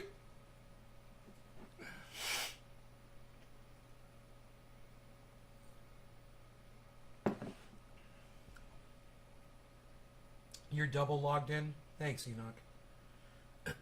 Don't use your bandwidth on me, bro. Don't do it. You don't do that. I don't want you to run out of bandwidth. Do I know Soundrone? Yeah, he's come over to my house. Soundrone.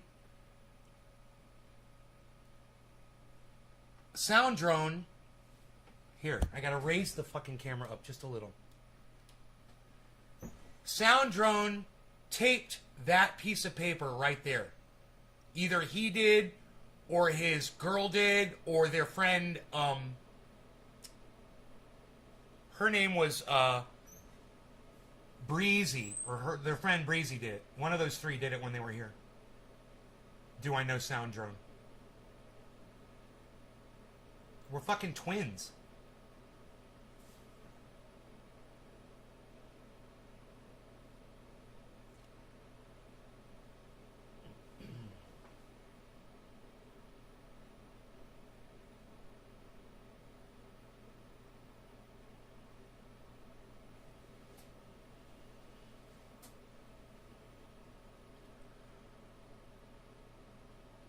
He makes the bongs. He makes the bongs that get the whole world high. I think Slowski learned how to make bongs from watching Soundrone, I believe. I could be wrong. Mr. Slowski could tell us.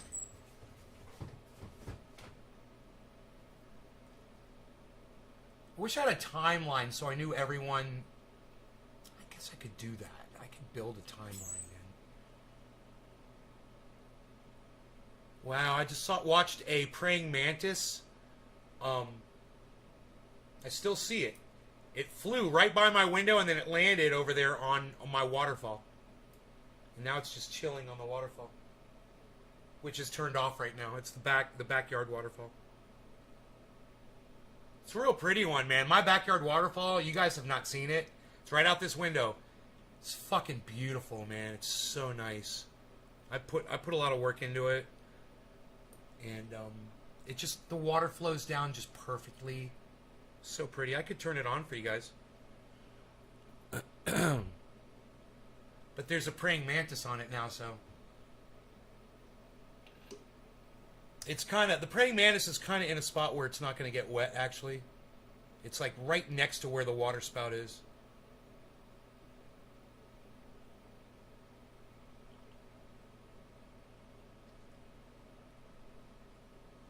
Bee Lasso. Right. Oh, okay. Cool. I thought you did. Haven't seen him post in a bit. Elizabeth, you could go on YouTube and type in Nay's Garden Sound Drone and you'll find videos of us partying together. Going places and shit. Followage would have worked. Waterfall.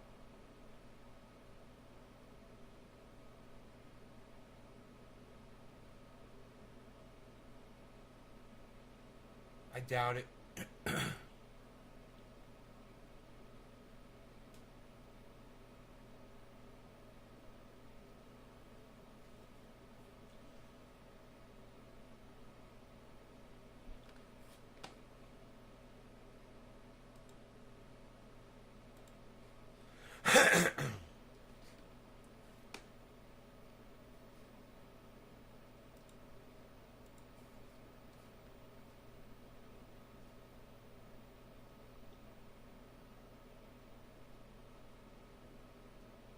Are plant-based meats actually sustainable?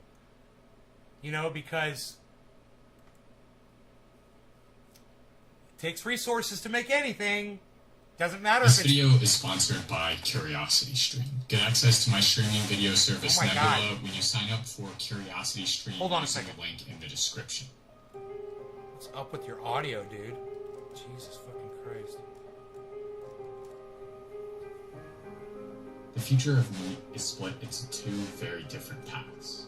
One that begins in the windy flats of Kansas within the manure-laden pens of cows fattened on excessive amounts of corn.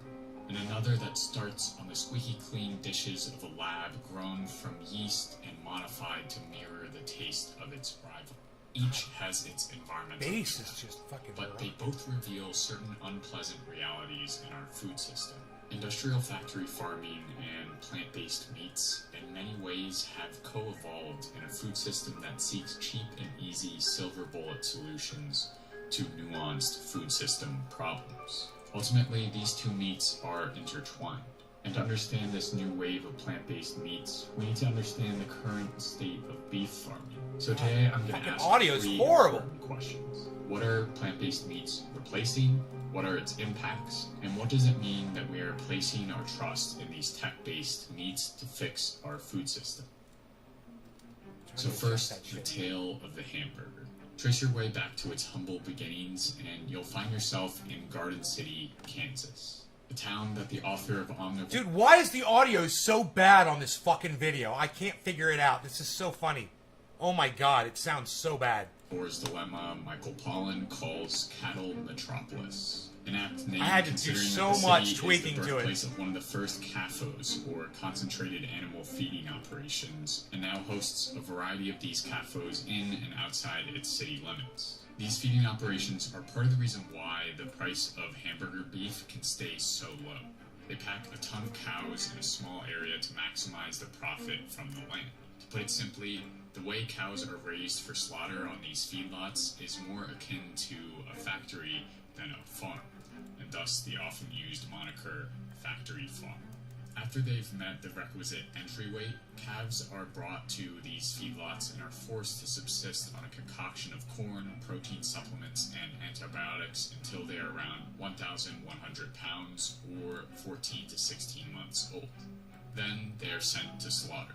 Alongside the variety of animal cruelty concerns directed at concentrated feedlots, several environmental issues arise from stuffing cows in tight quarters and then, in turn, stuffing their bodies full of vegetation that their stomachs aren't equipped for. One of the major issues for these types of feeding operations is, to put it bluntly, poop. According to the U.S. Center for Disease Control, large farms can produce more waste than some U.S. cities, claiming that a feeding operation with 800,000 pigs could produce over 1.6 million tons of waste a year.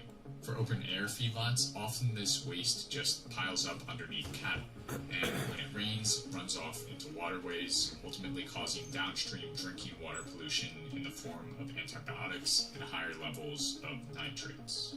For indoor factory farms, manure often has to be scooped out, but because it tends to be too antibiotic-laden or the specter of diseases like E. coli I'm struggling persists, with the sound. farmers refuse to put it in their fields. As a result, operators dump the manure in holding ponds that can overflow if it rains, or pile it high and wait. In addition, the surrounding air quality is greatly affected through an excess of particulate matter, ammonia, and hydrogen sulfide, which can cause damage to the lungs and eyes, among other symptoms. But the most infamous gas that finds its way into the atmosphere from Methane. these corn-fed cows is methane. Cows, quite literally, aren't able to stomach corn. As a result, belching and decomposition of their manure happens at a much higher level, releasing methane that has caused livestock to account for between 14.5% and 18% of the world's total yearly emissions. So when we look towards replacing a meat-based system with plant-based alternatives, this is what we're trying to replace. A factory system that churns through cows and externalizes wastes onto the surrounding communities and environment. As a response, plant-based retailers have stepped in. They seek to replace beef with what they say is something better. This meat is not born out of the manure-laden feedlots, but instead from the test kitchens of fancy startups like Beyond Meat and Impossible Foods. But what exactly are these beef-like alternatives? And are their impacts actually less than beef? Once again, let's go back to the beginning.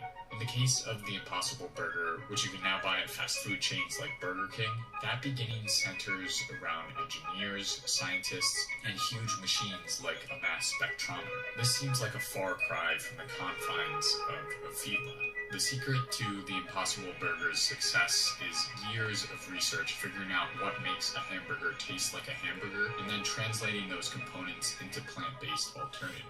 Chief among those is a compound called heme. Essentially, this is what makes the Impossible Burger Heme! and gives it that meaty flavor.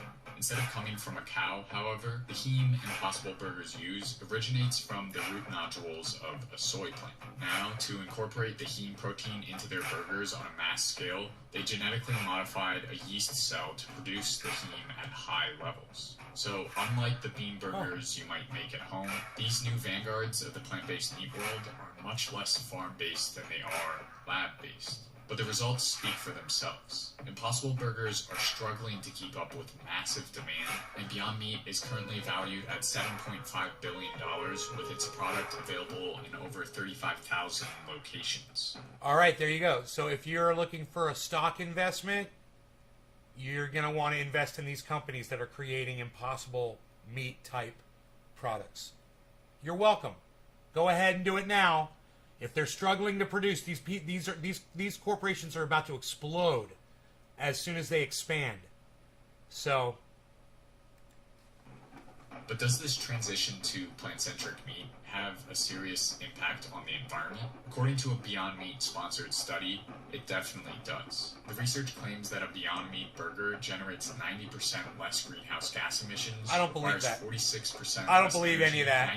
99% less. Oh, I don't believe that. Water scarcity and 93% less. I don't believe on that. Land use. These are significant differences. However, it's worth noting that this study is backed by Beyond Meat. And independent studies on the environmental impact of various plant-based meat corporations are needed for I'm true high as fuck. accountability. I'm putting that away. I still got As some these two caffeine. types of meat continue to butt heads on the public stage, Here's what we know. There was The oil reason on that cheap bowl. beef I'm has given ripped. rise to an industrial farming system that pollutes the air, water, and earth via the factory-like structure of its corn-fed beef operations. Hello, Firefly. Globally, it has also led to significant Look, swaths of waterfall. deforestation in old-growth forests like the Amazon, clearing the way for more and more cattle operations. In response to this destruction, food tech startups like Beyond Meat and Impossible Foods are proposing a cleaner, more ethical option. But we should be wary of relying on techno fixes, especially in the food world, to clean up our messes. In many ways, these alternative meats are another example of seeking an easy solution to the complicated problem of climate change. So, in addition to changing how much beef we eat, we also need to change the way we approach our food system and farms. In fact, there are ways to raise cattle that might actually heal the land and sequester carbon dioxide, but they require hard work and planning. Joel Salatin's rotational grazing operation at Polyface Farms is a perfect example of this. They continuously move livestock from one field to another to allow for a varied diet, healthy animals, and carbon-absorbing pasture. At the end of the day, alternative solutions like Polyface Farms are not necessarily an indictment of these new food tech companies. They merely highlight the fact that silver bullet business solutions don't exist when it comes to climate change. A market-based solution will never single-handedly solve a market-created problem. The only thing that will truly turn this around is doing everything all at once. Never gonna So happen. yes, that means eating more Beyond Burgers or veggie burgers. But it also means employing other solutions, like subsidizing farmers during their transition away from feedlots and towards more environmentally and humanely aligned farming practices.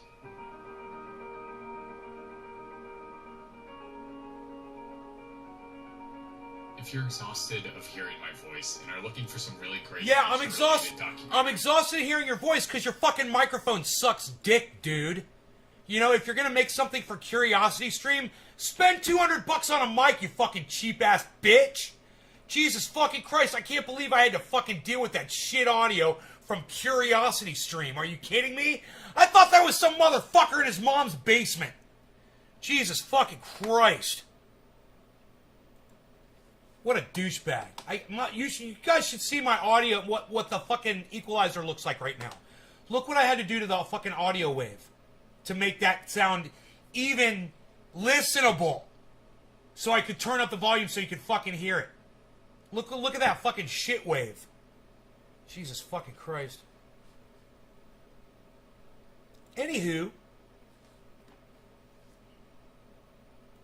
The Gray Zone. I love these guys. Let's see what they're talking about.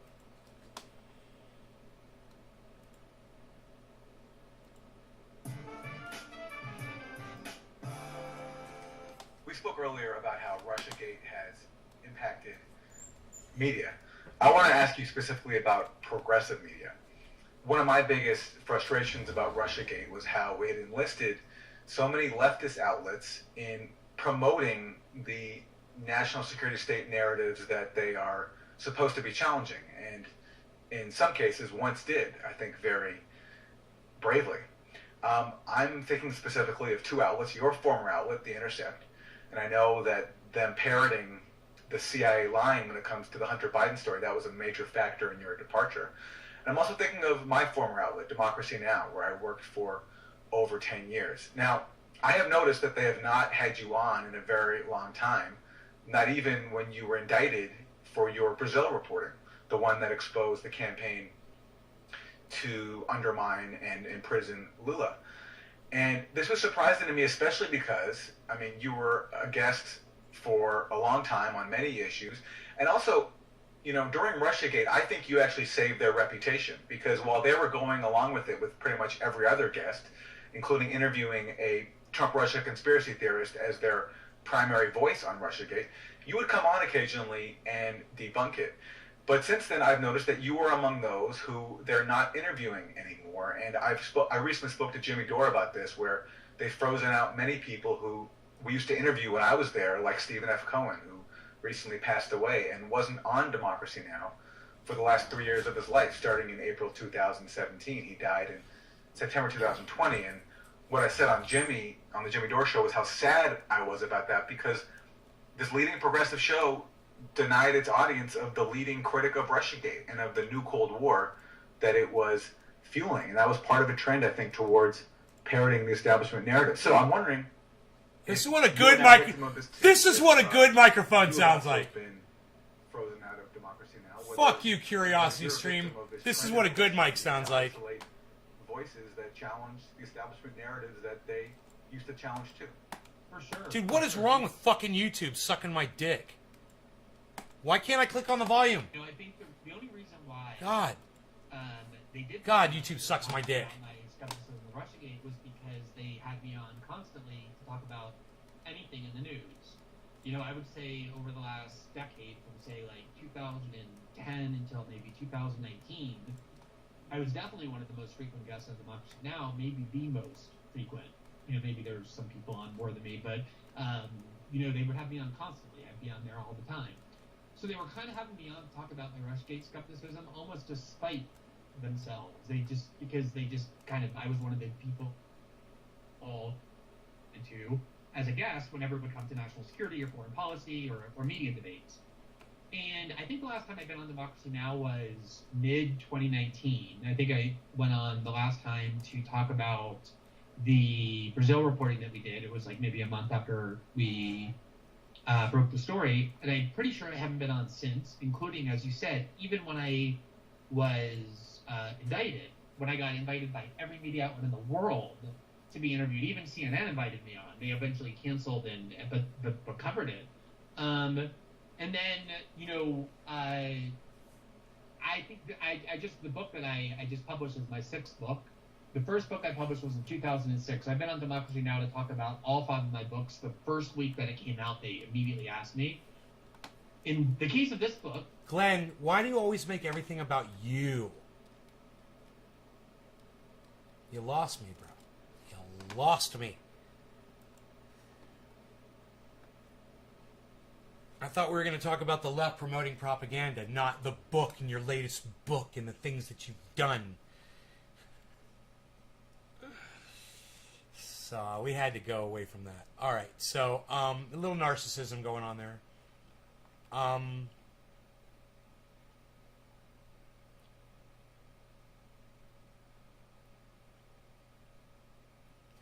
Man, if you're vaccinated, wear a mask. Don't get cocky. There, you've been warned.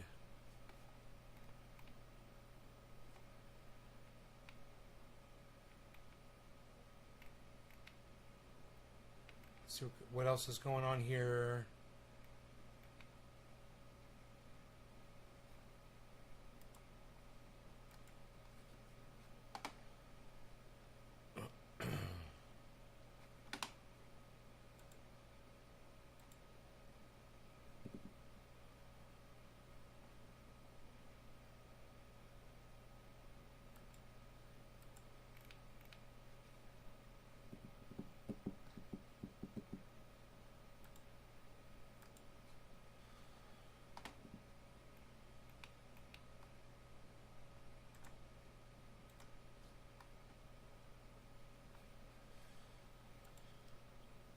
Oh, I use that don't recommend channel thing on YouTube a lot.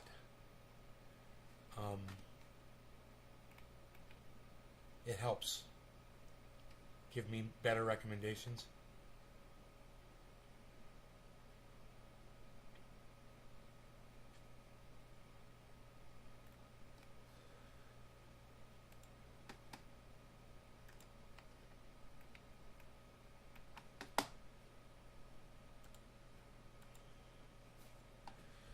Got cluttered with a bunch of shit I was not interested in.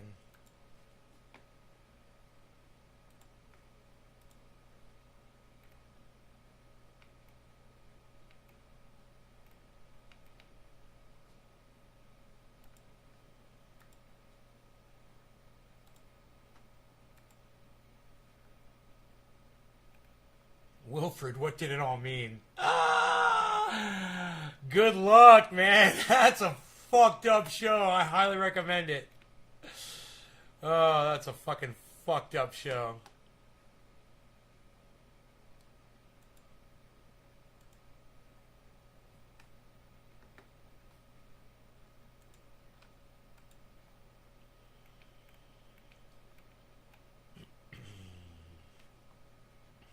God, they fucking gave me all these movie fucking recommendations. I'm like, no, man, I don't want movie fucking channels. Not interested, not interested, not interested, not interested.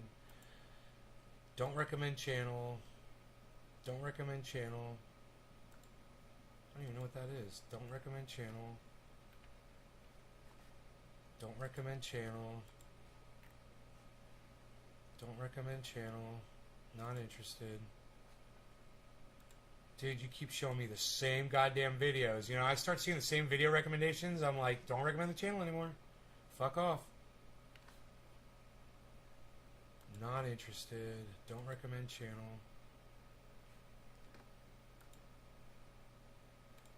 They keep trying to shove the same shit down your throat.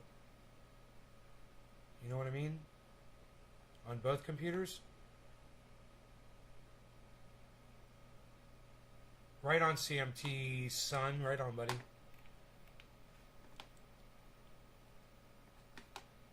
Alright, so now let's refresh the page.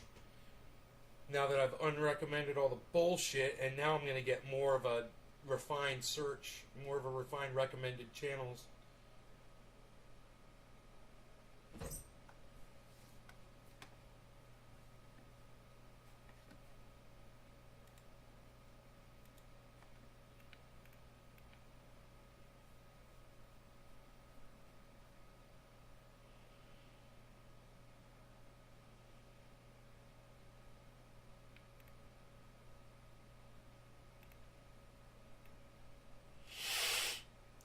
I don't want COVID-19 news anymore. Fuck that shit. Get that off my goddamn recommendations. When I want the news, I'll go fucking read the goddamn news.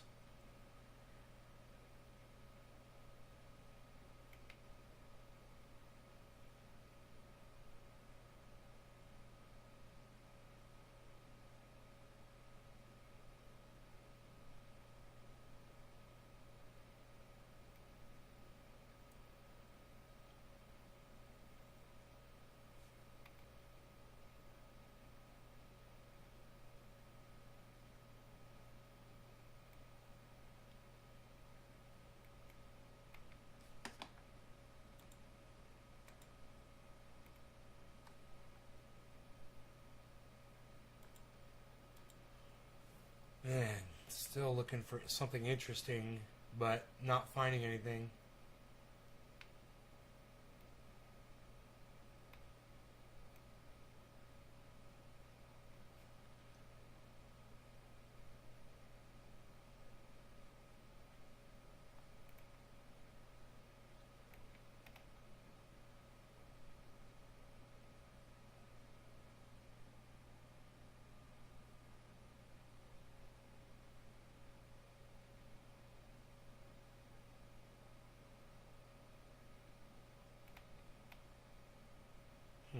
Or we've got the best water filtration devices on the planet at prisonplanet.com. You're going to want to check that out.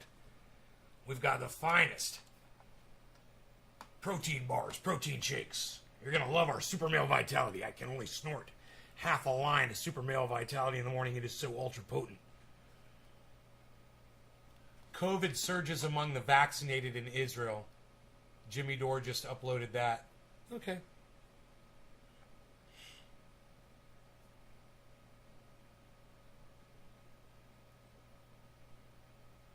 Hunter emails confirmed. Hunter Biden's emails confirmed. Facebook vaccine fact checkers funded by vaccine manufacturers. Of course they are. Of course they are. Of course they are.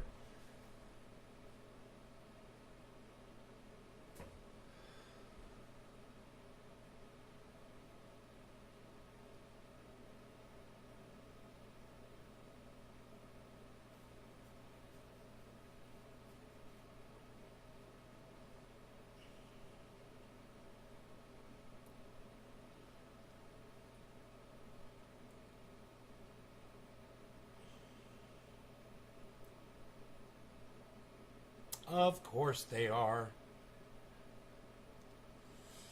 Of course they are. I love you guys. I don't want to leave you, but I'm going to. There's so many of you here, too. So I tell you what, let's do this again, all right? Later today, you guys want to come back later? And we'll do this again? I'm feeling really good. Hey, I found you live. What do you mean you found me live? Mr. Truth Seeker, you got to follow me on all my channels across all the internet, man. Nays Garden everywhere, man. Nays Garden Show, Nays Garden. Search it out, seek it out, find it, follow it, sign up for notifications. All right? Hashtag keep it open, says Nick Brown. Play ball, people. My main channel is down. I know my main channel is down. That's why you should be subscribed to all my other 24 YouTube channels, bro. You think I'm lying when I say that I have 24 channels on YouTube? Search Nays Garden on YouTube. Go find all the channels. Subscribe to all of them. Sign up for notifications on all of them. Seek me out on Twitch. Seek me out on Twitter. Seek me out on Instagram. Go find the fucking website. Do this, do that, do this, do that, do this, do that. I cannot make it easy for you guys. This is not easy. You know, people like Shitlips at YouTube want it to be hard for you to find this show. So you guys got to give a little bit of extra effort if you want to watch this show when I go live. You either want to see it or you don't. You're either willing to go out of your way for it or not, you know. If I'm not broadcasting on my big channel, it's obvious that I'm broadcasting on my other channels, that I'm always telling you about, that are reachable from my main channel on YouTube. Just go to the main channel. Go to the recommended channels there.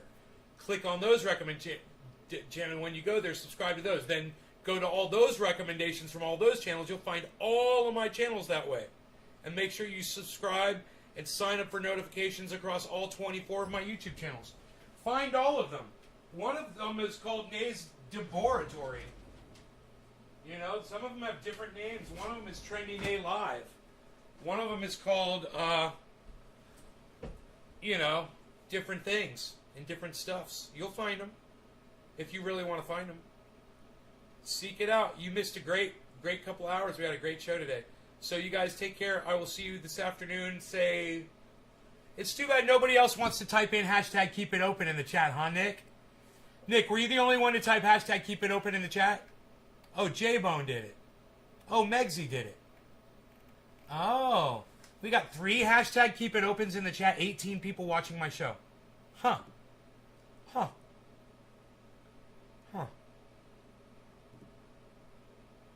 Only 3. Only 3 people want to play ball. I got plenty of shit I can go do.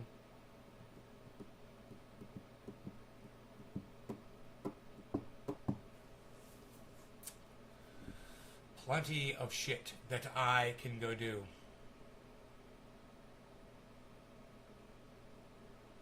Wow. No. Oh, Doc Holland is saying hashtag keep it open. There's one more.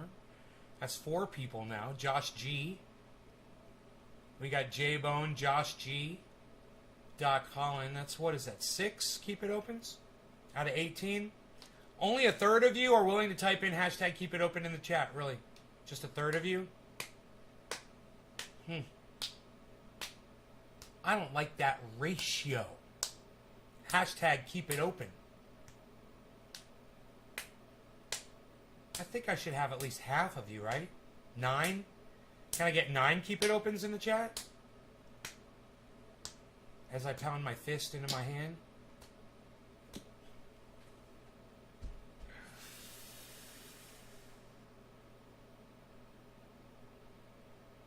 Can I get 9 hashtag keep it opens instead of, what was it, 5 or 6? 6. Mr. Truth Seeker typed hashtag keep it open. Okay, that's 7. Can I get 2 more? 1 per person. People. 1 per person, people. Doc Collins says hashtag play ball, people. Come on. Oh, Elizabeth's thought enough to type in hashtag keep it open. Oh, Elizabeth, would you like the show to continue? Well, maybe I'll go make myself a second splash of kefefe. What do you guys say about that? All right. This show runs on coffee.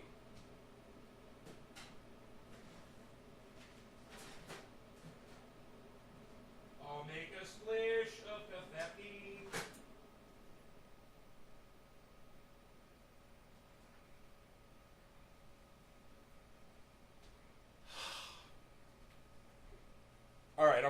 I'm mixing a splish. I'm mixing a splish. I'm mixing a splish. I'm taking my hair down. Usually that means the show's over. Because it means I'm going into the grow. I'm going to go work around the house. I'm going to go eat. The hair comes down. It's showtime. We're going to do show. We're showing. I don't care. I don't care. I don't care. I don't care. I don't care. I don't care. I don't care. I said it with 2 fingers. That's how little I care. Psst. Psst. Psst.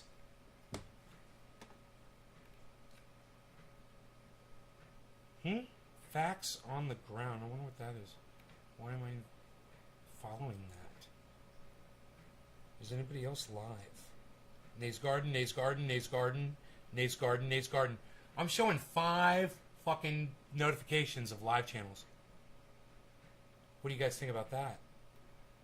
Whoa, Arn Raw's live right now. What?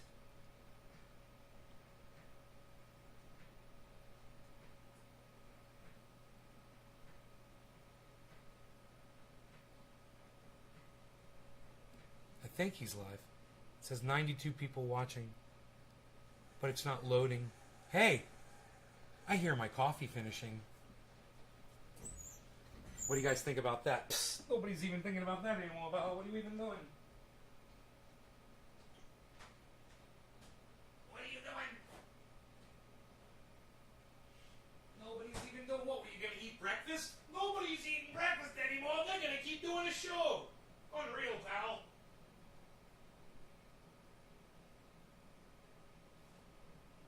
I get these little sausage, egg, and cheese biscuits from the local store. They saran wrap them, and they're in a little freezer, like a little cold section in there. And I usually buy all of them. You know, I'll get them all. I'll clean them out, and I think they fucking raised the price on them because I was buying them out. Supply and demand, motherfucker. I don't know. I'm not sure if they did. But I saw the price on them. I'm like, man, my breakfast is kind of expensive, isn't it? My breakfast is a little expensive.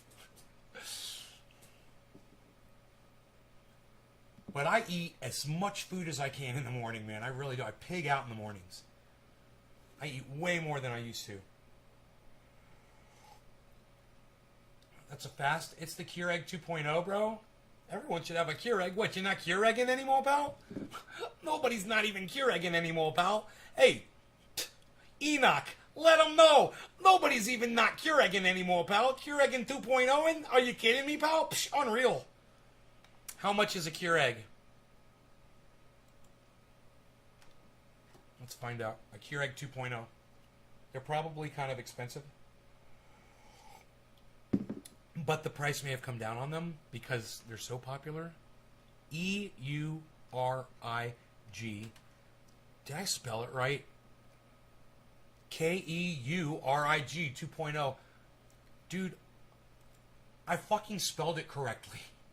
My brain is sharper now than it has ever been. I can't believe all right, $99, $150. Dude, here's one for $99.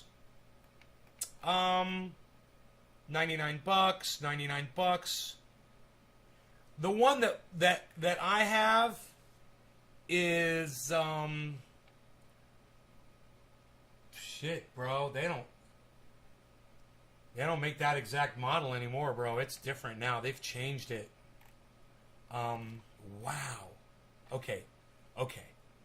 There it is. Wait, no, that's not it. Similar, but not it. Wow, dude. That's similar, but not it.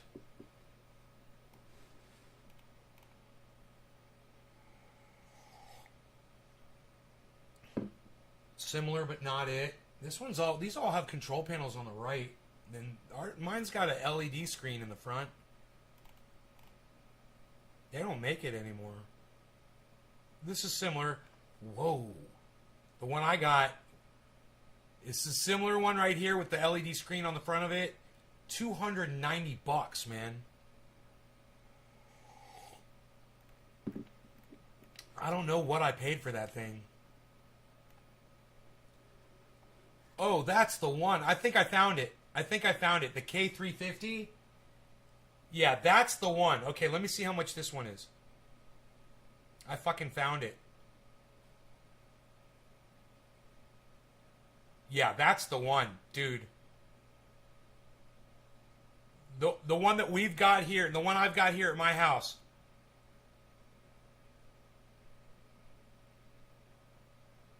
What? Okay. Dude, it says it's $450, man. I have no idea why it's so expensive. But you can get the $99 one, man. Same thing.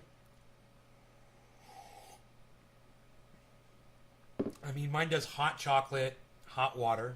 I'm sure that one will too. I'm sure the $99 one will too. You know? The K350. I have to go look at my model and see if it says K350 on it. They're free at your hotel. You see people walk out of the hotel with a Keurig? Holy shit, bro. That's a lot of fucking... That's expensive, man. It costs your fucking company a lot of money. Holy shit.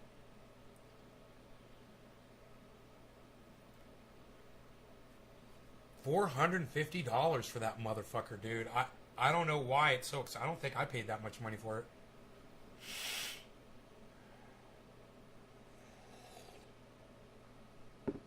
Well, I'm just looking on Amazon. If you can find them cheaper, you know... Amazon, Keurig K Classic Coffee Maker, K Cup Pod, single serve, programmable, 6 to 10 ounce.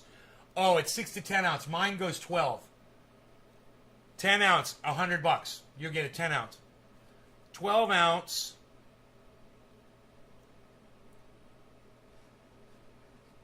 Might be $150 for that one. To get the 12 ounce option. That's all I drink are 12 ounce cups.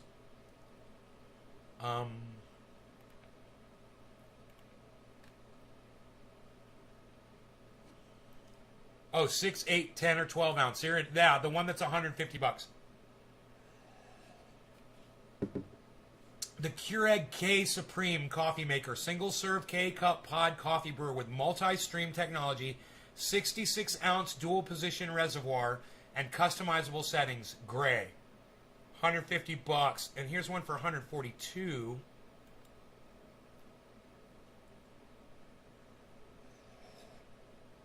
You get $8 off if you get it in black. That's mine. Mine's black. Same thing. Same thing. You could do 6, 8, 10, or 12. You could do stronger cup or brew hot over ice for refreshing iced coffee, it says.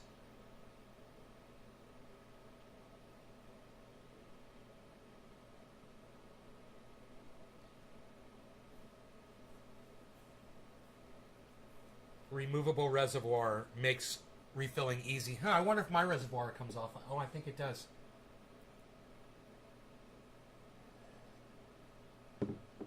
Yeah, so you can clean it. Yeah, so you can clean it. Of course.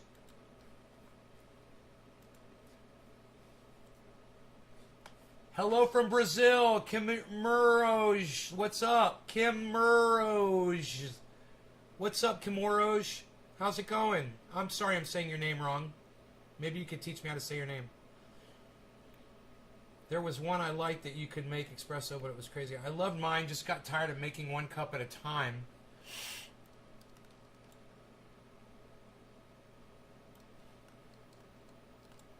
Downgraded to an all-in-one half gallon, baby.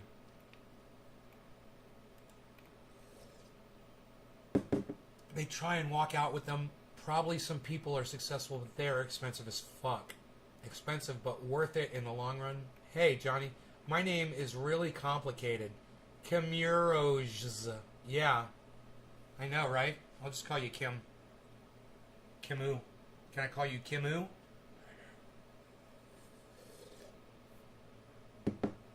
I like just letting... Did you say you're in Brazil? God. Brazilian women are so gorgeous. I like just letting the water run into the coffee pot. The more tired I am, the longer it runs. I remember, I'm going to tell you guys a story. I lived in an apartment complex, and there was a Brazilian family that lived. When you walk out of my door from my apartment, and I was on the bottom floor, if you go down the sidewalk and you could go to the parking lot, or you could go make a right on the sidewalk, and boom, there'd be more apartments, back, screened in back porches right there. And then if you walk that way, you go to the swimming pool.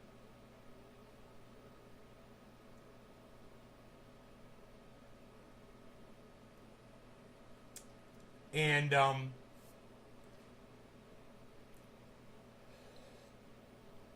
one day I was walking by, and there was this gorgeous Brazilian girl sitting there on the back porch. And there was no one else out there, and I just walked by, and I may have said hi or whatever. And I remember I was going grocery shopping. I went to the grocery store. And I came home with my grocery bags. My hands were full, and I was worried that I was going to have a problem unlocking the door. And then I realized, I was like, I don't think I locked the freaking door when I walked out. So I went to reach to grab the door, and it opened, and I was like, awesome. Left the door open. And as far as I can go with the story is I went into my apartment, I started putting my stuff on the counter, and I heard someone go, hey, and I look into my bedroom, and sitting on my bed was that Brazilian girl. She let herself into my apartment. And that's where I'm going to end the story. But that really happened. Fucking crazy, huh? I had a crazy wild life, man. Like I've said years ago, if I died years ago, I lived a fulfilled and very happy and satisfying, amazing life.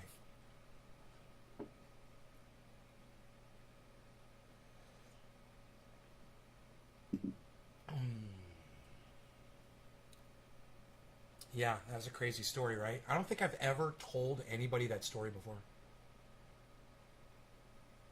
You know? Portfolio balances out, right? It all balances out in the end.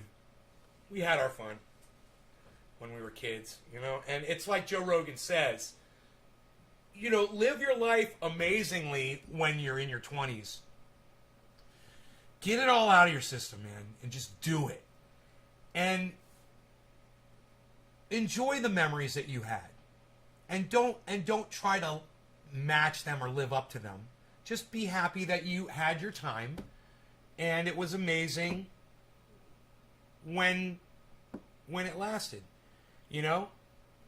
That way you won't be so sad. When you some people literally, they get so depressed about their past being so amazing that they fucking commit suicide. They kill themselves, man.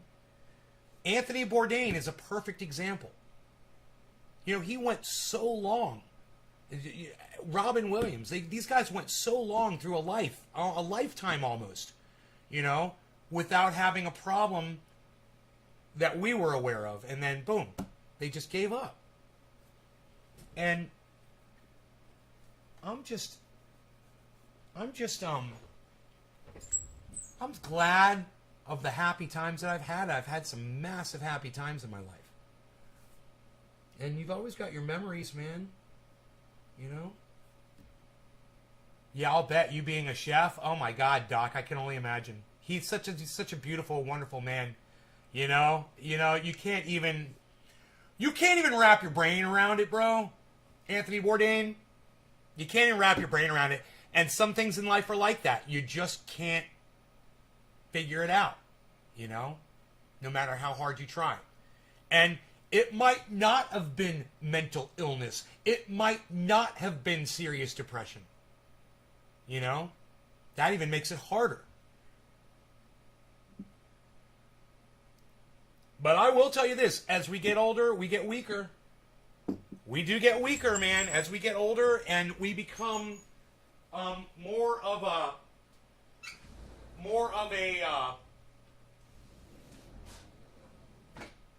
use the word slave to our own ideals. We are more easily manipulated by our thoughts when we're older. And we get this feeling like we're right. So, you know, why not? And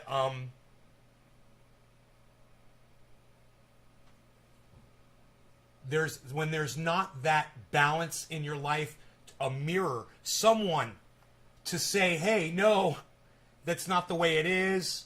It's this way. Reconsider it. Then you could go over the deep end, you know, and all the only thing you have to reflect on is your own perception, your misconception of reality, your misperception of reality. And that's when tragedy strikes. You know, we need people to do, and you know what? I'm thankful I've got y'all. You guys can keep me in check somewhat, you know? I got a little mental thing going on. It's cool. I got people to talk to every day. I can always come here and I can talk. Imagine Robin Williams. Who the fuck are you going to talk to? You know, imagine you're Anthony Bourdain. You can't just fire up a live stream and start talking to your audience, man. You know? I mean, AOC does it, but she's exquisitely narcissistic to be able to do that. And, you know, give her a little bit of credit to be able to have conversations with an audience like she does. You know, she goes live, she has 1 million people watching her. Literally, she has 1 million people watching her when she goes live. So, to have the ability to communicate how you're feeling to other people, it's vital to survival sometimes, you know? And if you're Robin Williams or you're Michael Jackson, you know, who the fuck do you have to talk to? You know, when you're that guy who, I'm sorry, I can't remember his name. He had the scar across his face, the black actor that was in The Wire.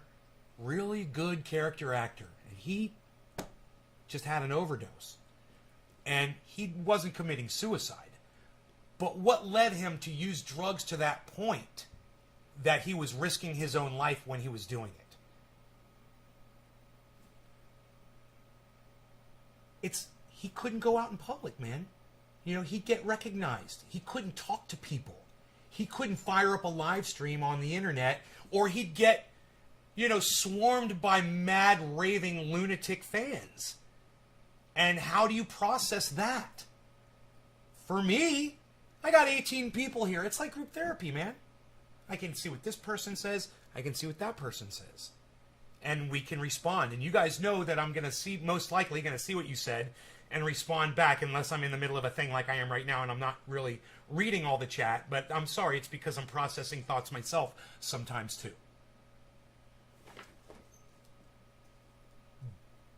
But we're here and we're available to each other. And when you don't have a community to turn to, or you don't have a village, or you don't have a wife or a husband, or a child, or a mom, or a dad, or a neighbor, that you can just say, God, you know what? This is fucked up. You know what's fucked up? What? This is fucked up. Hey, man, I agree with you. That is fucked up. You know what's fucked up? What's fucked up? This is fucked up. Hey, I agree with you. That is fucked up. And you know what? Then you smoke and you feel better. Together. And you got each other.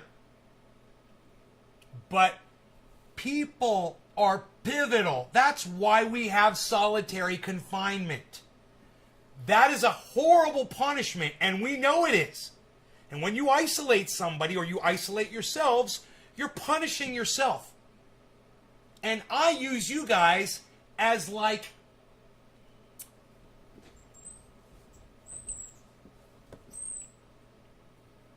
a crutch.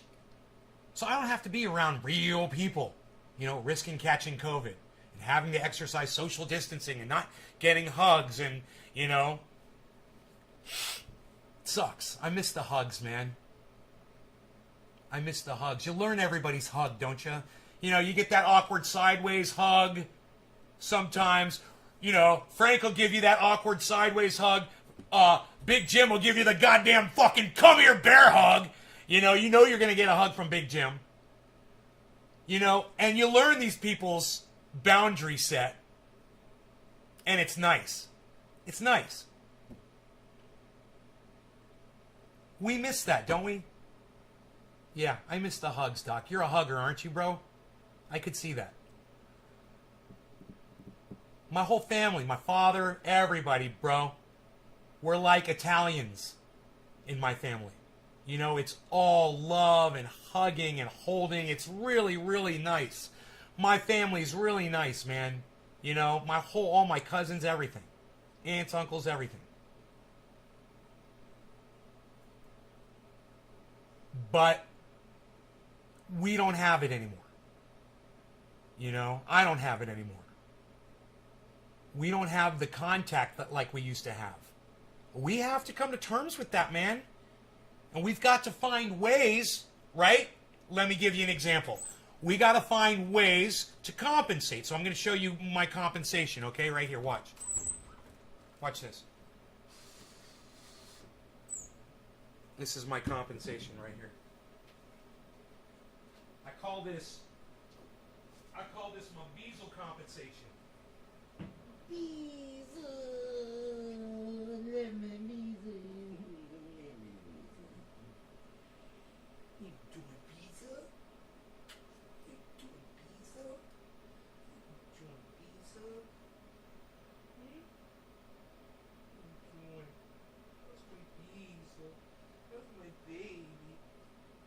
I got kiss from my Beazle.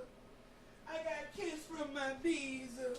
And I tell you, even my cat, who's very comfortable here on the floor right now, I won't disturb. But even my cat, man, I'll pick up my cat and just fucking hold him in my arms sometimes and talk to him, you know? And, yeah, I don't like to do that too often because now the dog's gonna fuck with the cat. Because, the cat gets fur on me, and it feels itchy, you know. So I don't do it too often, but every once in a while, you know, I'll pick him up.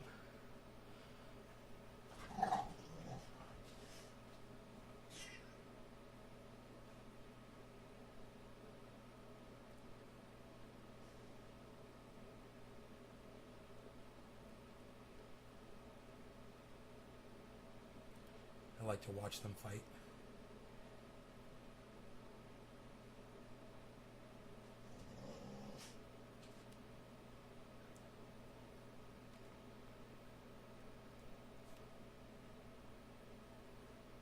He's kitty bapping. He's kitty bapping. Go get him, Rogie. Go get that kitty cat. Go get that kitty cat, Rogie. Where'd he go? Where'd Harles go? Go get Harles.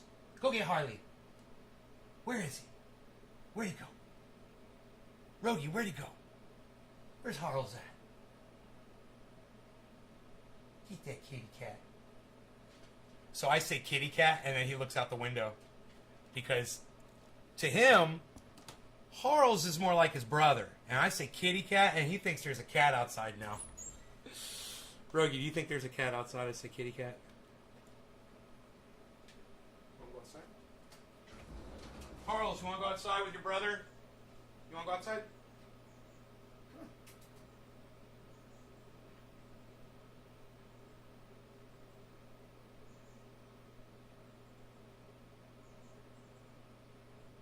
No? Harley, you want to go outside? Now watch, I'm going to sit down, he's going to come over to the frickin' door. Harley, do you want to go outside? Okay, I'll leave the door open. How's that? That's pretty trick. I'll leave the door open because it's trick.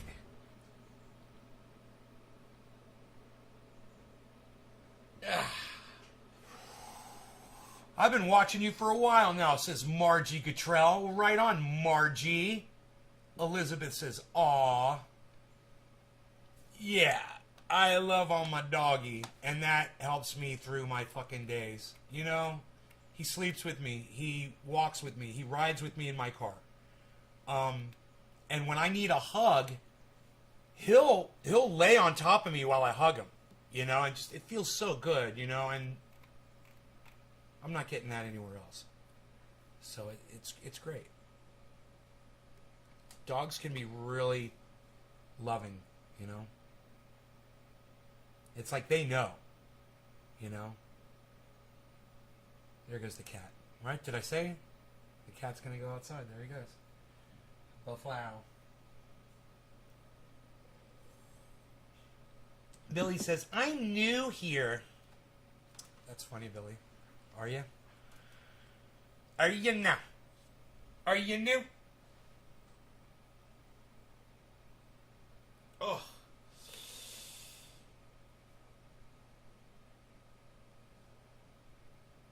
Oh God. So Bitcoin made this this jump. Jumped up like 5% in value or something at some point.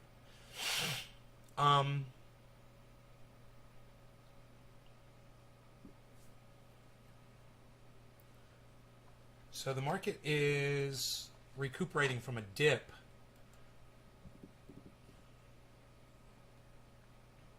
That it had like a day ago, 2 days ago, something like that, 3 days, 4 days ago. It had a drop. But, man, it's making a really nice recovery, man. It seems like it's doing well. We'll see where it heads.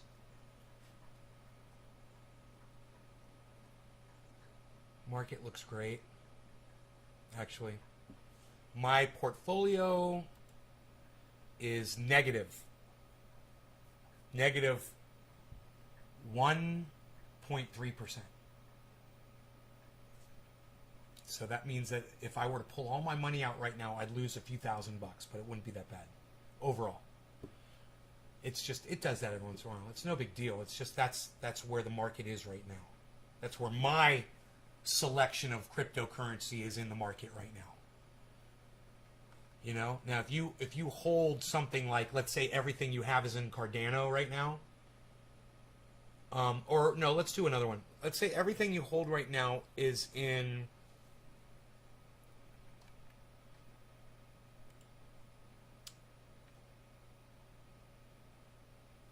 both Uniswap and SushiSwap are picking up. That is great. Let's say everything you hold right now is in Cellar Network, CELR, right? It's up 10% today. My overall holdings on it are up 267%. That means I've 2x'd on it, 2.5x'd on it, 2.5x'd on it, right? My buy-in on Cellar was 3 cents. It's at 17 cents now. So, I don't know why. Actually, if it's 3 goes into, that's almost 18. So that's like 6x almost.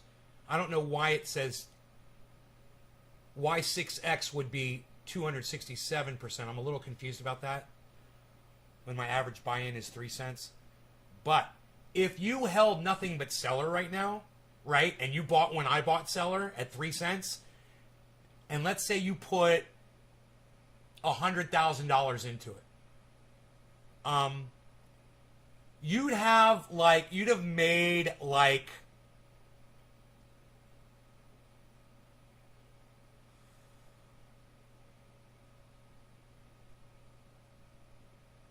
$5,000 or $10,000 or some crazy shit while the market is down. That's my point. So diversify, guys. You hold different cryptos, and when the market's doing wrong, you got to make sure to check the ones that are doing good and make sure you get some of that when that's doing bad, right? Get it low, and then when the market dips, that one will be skyrocketed. And that's how I base some of these purchases. I get some of those obscurities that do really well when everything else is doing bad. Uniswap, 24 hours, 25% up right now. Sushi Swap right now is 17% up right now over 24 hours. My buy-ins on both of those are over what the value is right now. But that could change rather quickly. Rogi's a little frustrated because he thinks he can't make it through the... Come here, Rogi. You can push the door open. Look. Push it. Look. You can open the door. Come on. Come here. Come on. Come. Rogi, come. Come on. I'm trying to teach him how to open the door. Good boy. Ah, good boy. There you go. Good boy. I'll give you a cookie for that. I'll give you a cookie for that. Teach him how to open the door like that. I always teach my dogs little tricks like that. Oh, there you go, buddy. He just slipped on the linoleum. They make this product for dogs. You apply it to the pads of their paws, and it's like silicone with grit, and so it's non-slip, so they can walk across linoleum without slipping. I think it's a pretty good idea, but I didn't buy any. I was just like, It seemed more like, I don't know, kind of like a gimmicky company, but great idea. Rogi does, I don't know how he would feel about having shit painted on his paws. That affects their feeling, their sense of,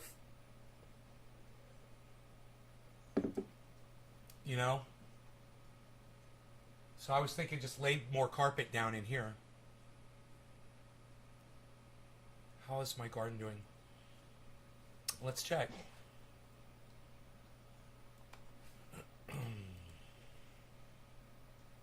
It's fucking lagging, man. That's what it's doing. You gotta wait till October before those trichomes start turning amber, I guess.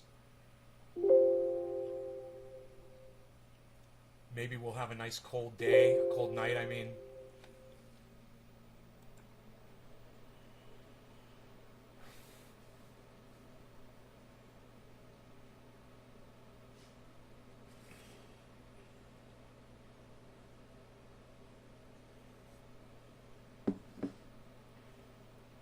He just stood there. I used those on my last dog. He just stood there with one back and one front leg up in the air. Oh, you tried it? Yeah, I didn't know if that would bother Rogi, man.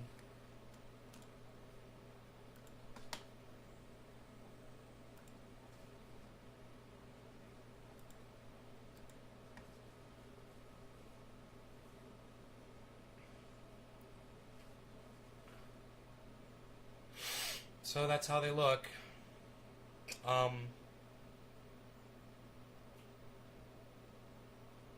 Pretty amazing, actually. I wish I knew what the strains were, guys. I would tell you what they were. Maybe when they get more mature, they'll have more of a smell that is identifiable. But right now, I mean, they all really do kind of smell the same. They all do kind of smell the same. But Big Jim and Frank said no, they smelled totally different. To me, they kind of smelled the same. So I'm going to go out and try again to smell them.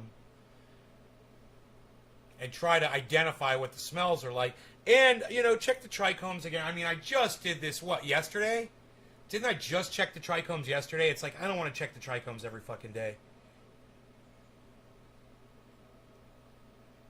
But I wouldn't mind getting up on the ladder and check the trichomes up high. Instead of down low, and just see if there's any difference up there. But that sativa, that thing in the front there, man, that thing's just going to take a long time. Sativas fucking take forever, man.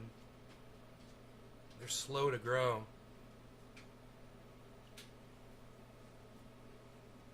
I mean, it's definitely a cross, but those are some long-ass leaves. That's a sativa trait. And the thickness of the leaves is an indica trait. So, you compare the leaves from each plant and just see how they're different. And you compare the leaves to each other and see if there's any difference on the same plant. Then compare them to each other and see if there's any differences. I wouldn't be surprised if I'll fucking be able to track down at least a number of veins in a leaf or something. I was noticing one of them had a bunch of 5 leaves and another one had a bunch of 7 leaves on it. So I don't know.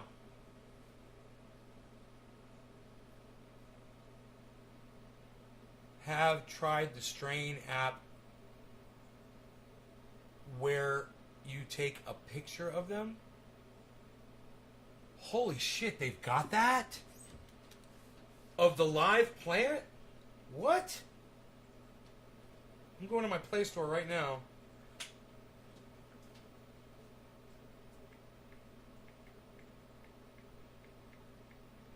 What?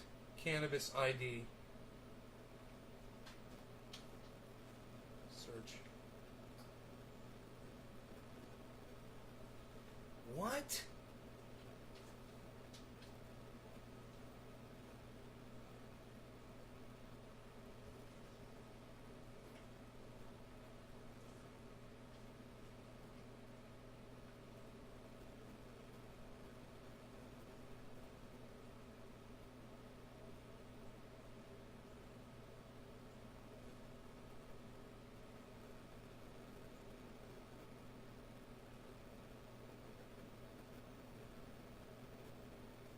So I can't get anything to come up with the word cannabis ID. You'd have to give me the name of the app, I guess. Oh, wait, here we go. Whoa! Holy shit. A whole bunch of apps popped up, guys.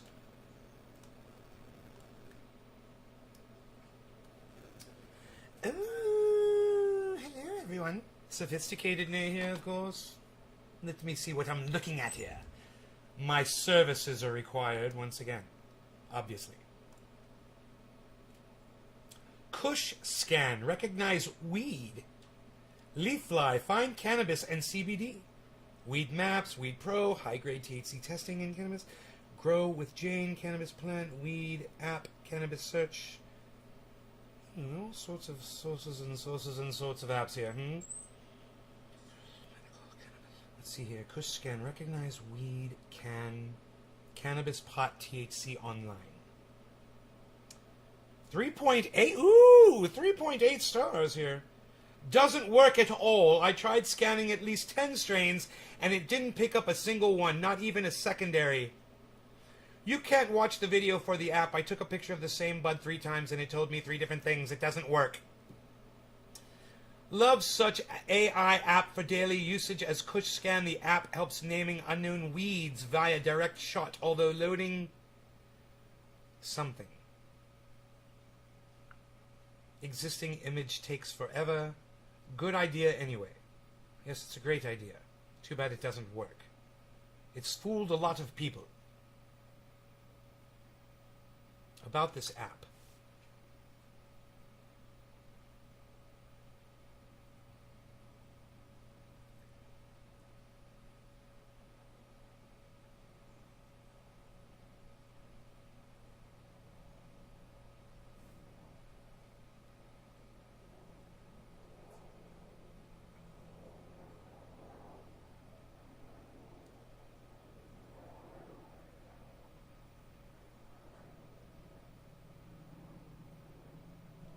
So you can recognize Chocolope, Durban Poison, G13, Hindu Kush, Jack Herer, Lemon Haze, Northern Lights, OG Kush, Pineapple Express, AK-47, Amnesia Haze, Blue Dream, Bubblegum, Girl Scout Cookies, Gorilla Glue, Green Crack, Pink Kush, Sour Diesel, White Widow.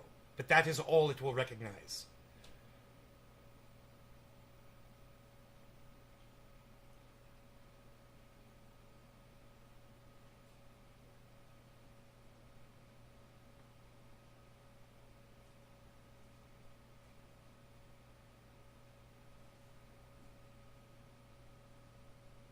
It doesn't say whether it live. It says dry Kush, so it's dead. It does not identify the live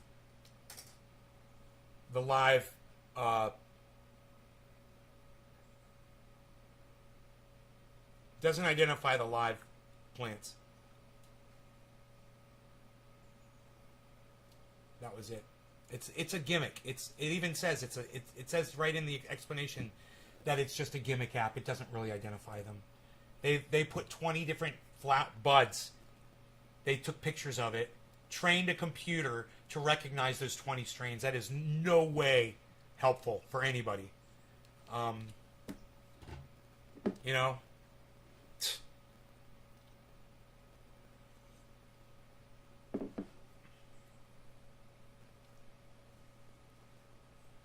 Really? All right, Doc. I'm going to put that on Twitter. Thank you. Okay, let's get rid of this.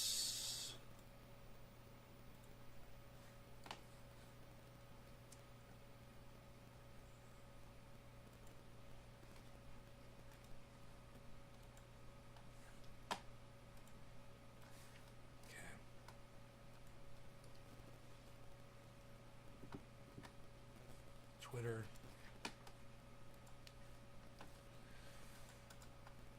Based. Hashtag triage oil.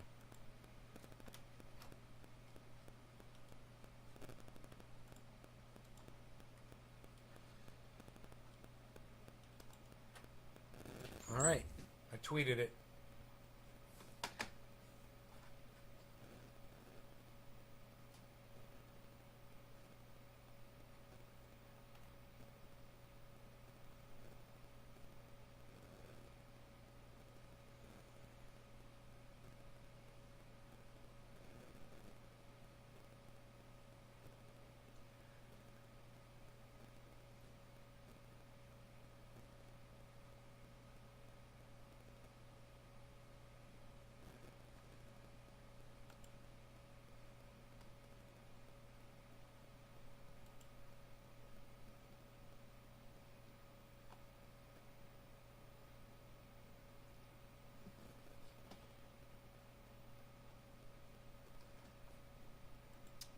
So, we talked about the fact that we're in World War III right now. Isn't that crazy? All right, I've lost my audience, so I will leave you. I love you guys. Thanks so much for watching. Unless somebody wants to chime in and say one of my channels went down again, or there was some kind of a glitch or something, I'm going to leave you guys. Thank you so much. I hope you guys had fun. I've got just a couple of swallows of coffee left.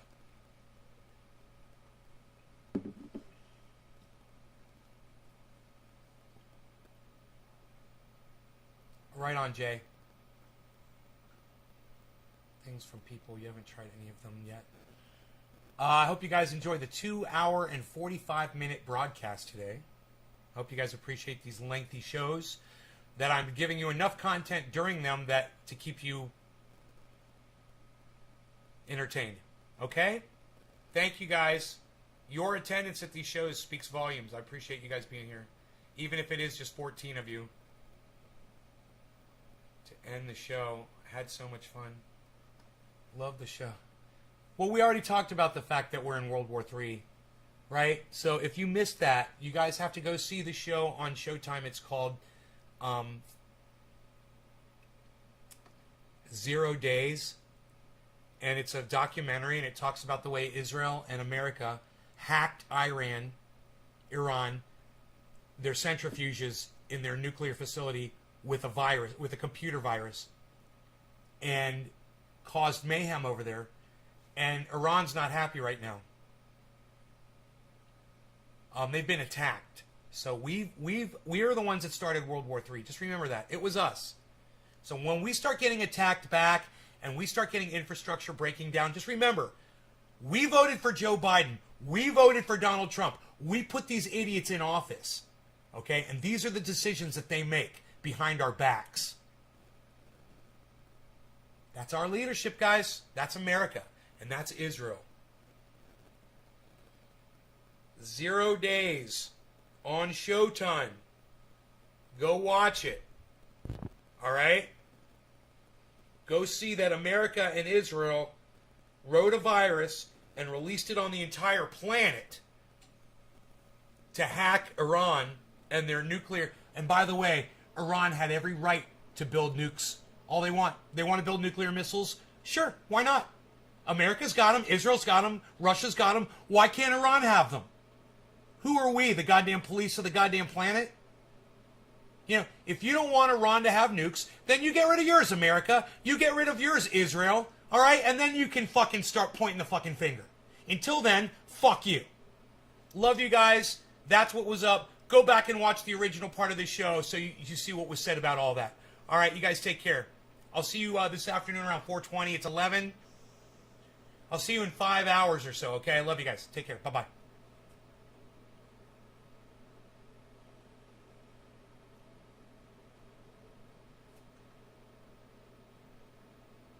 Thank you, Nick. Thank you, Doc.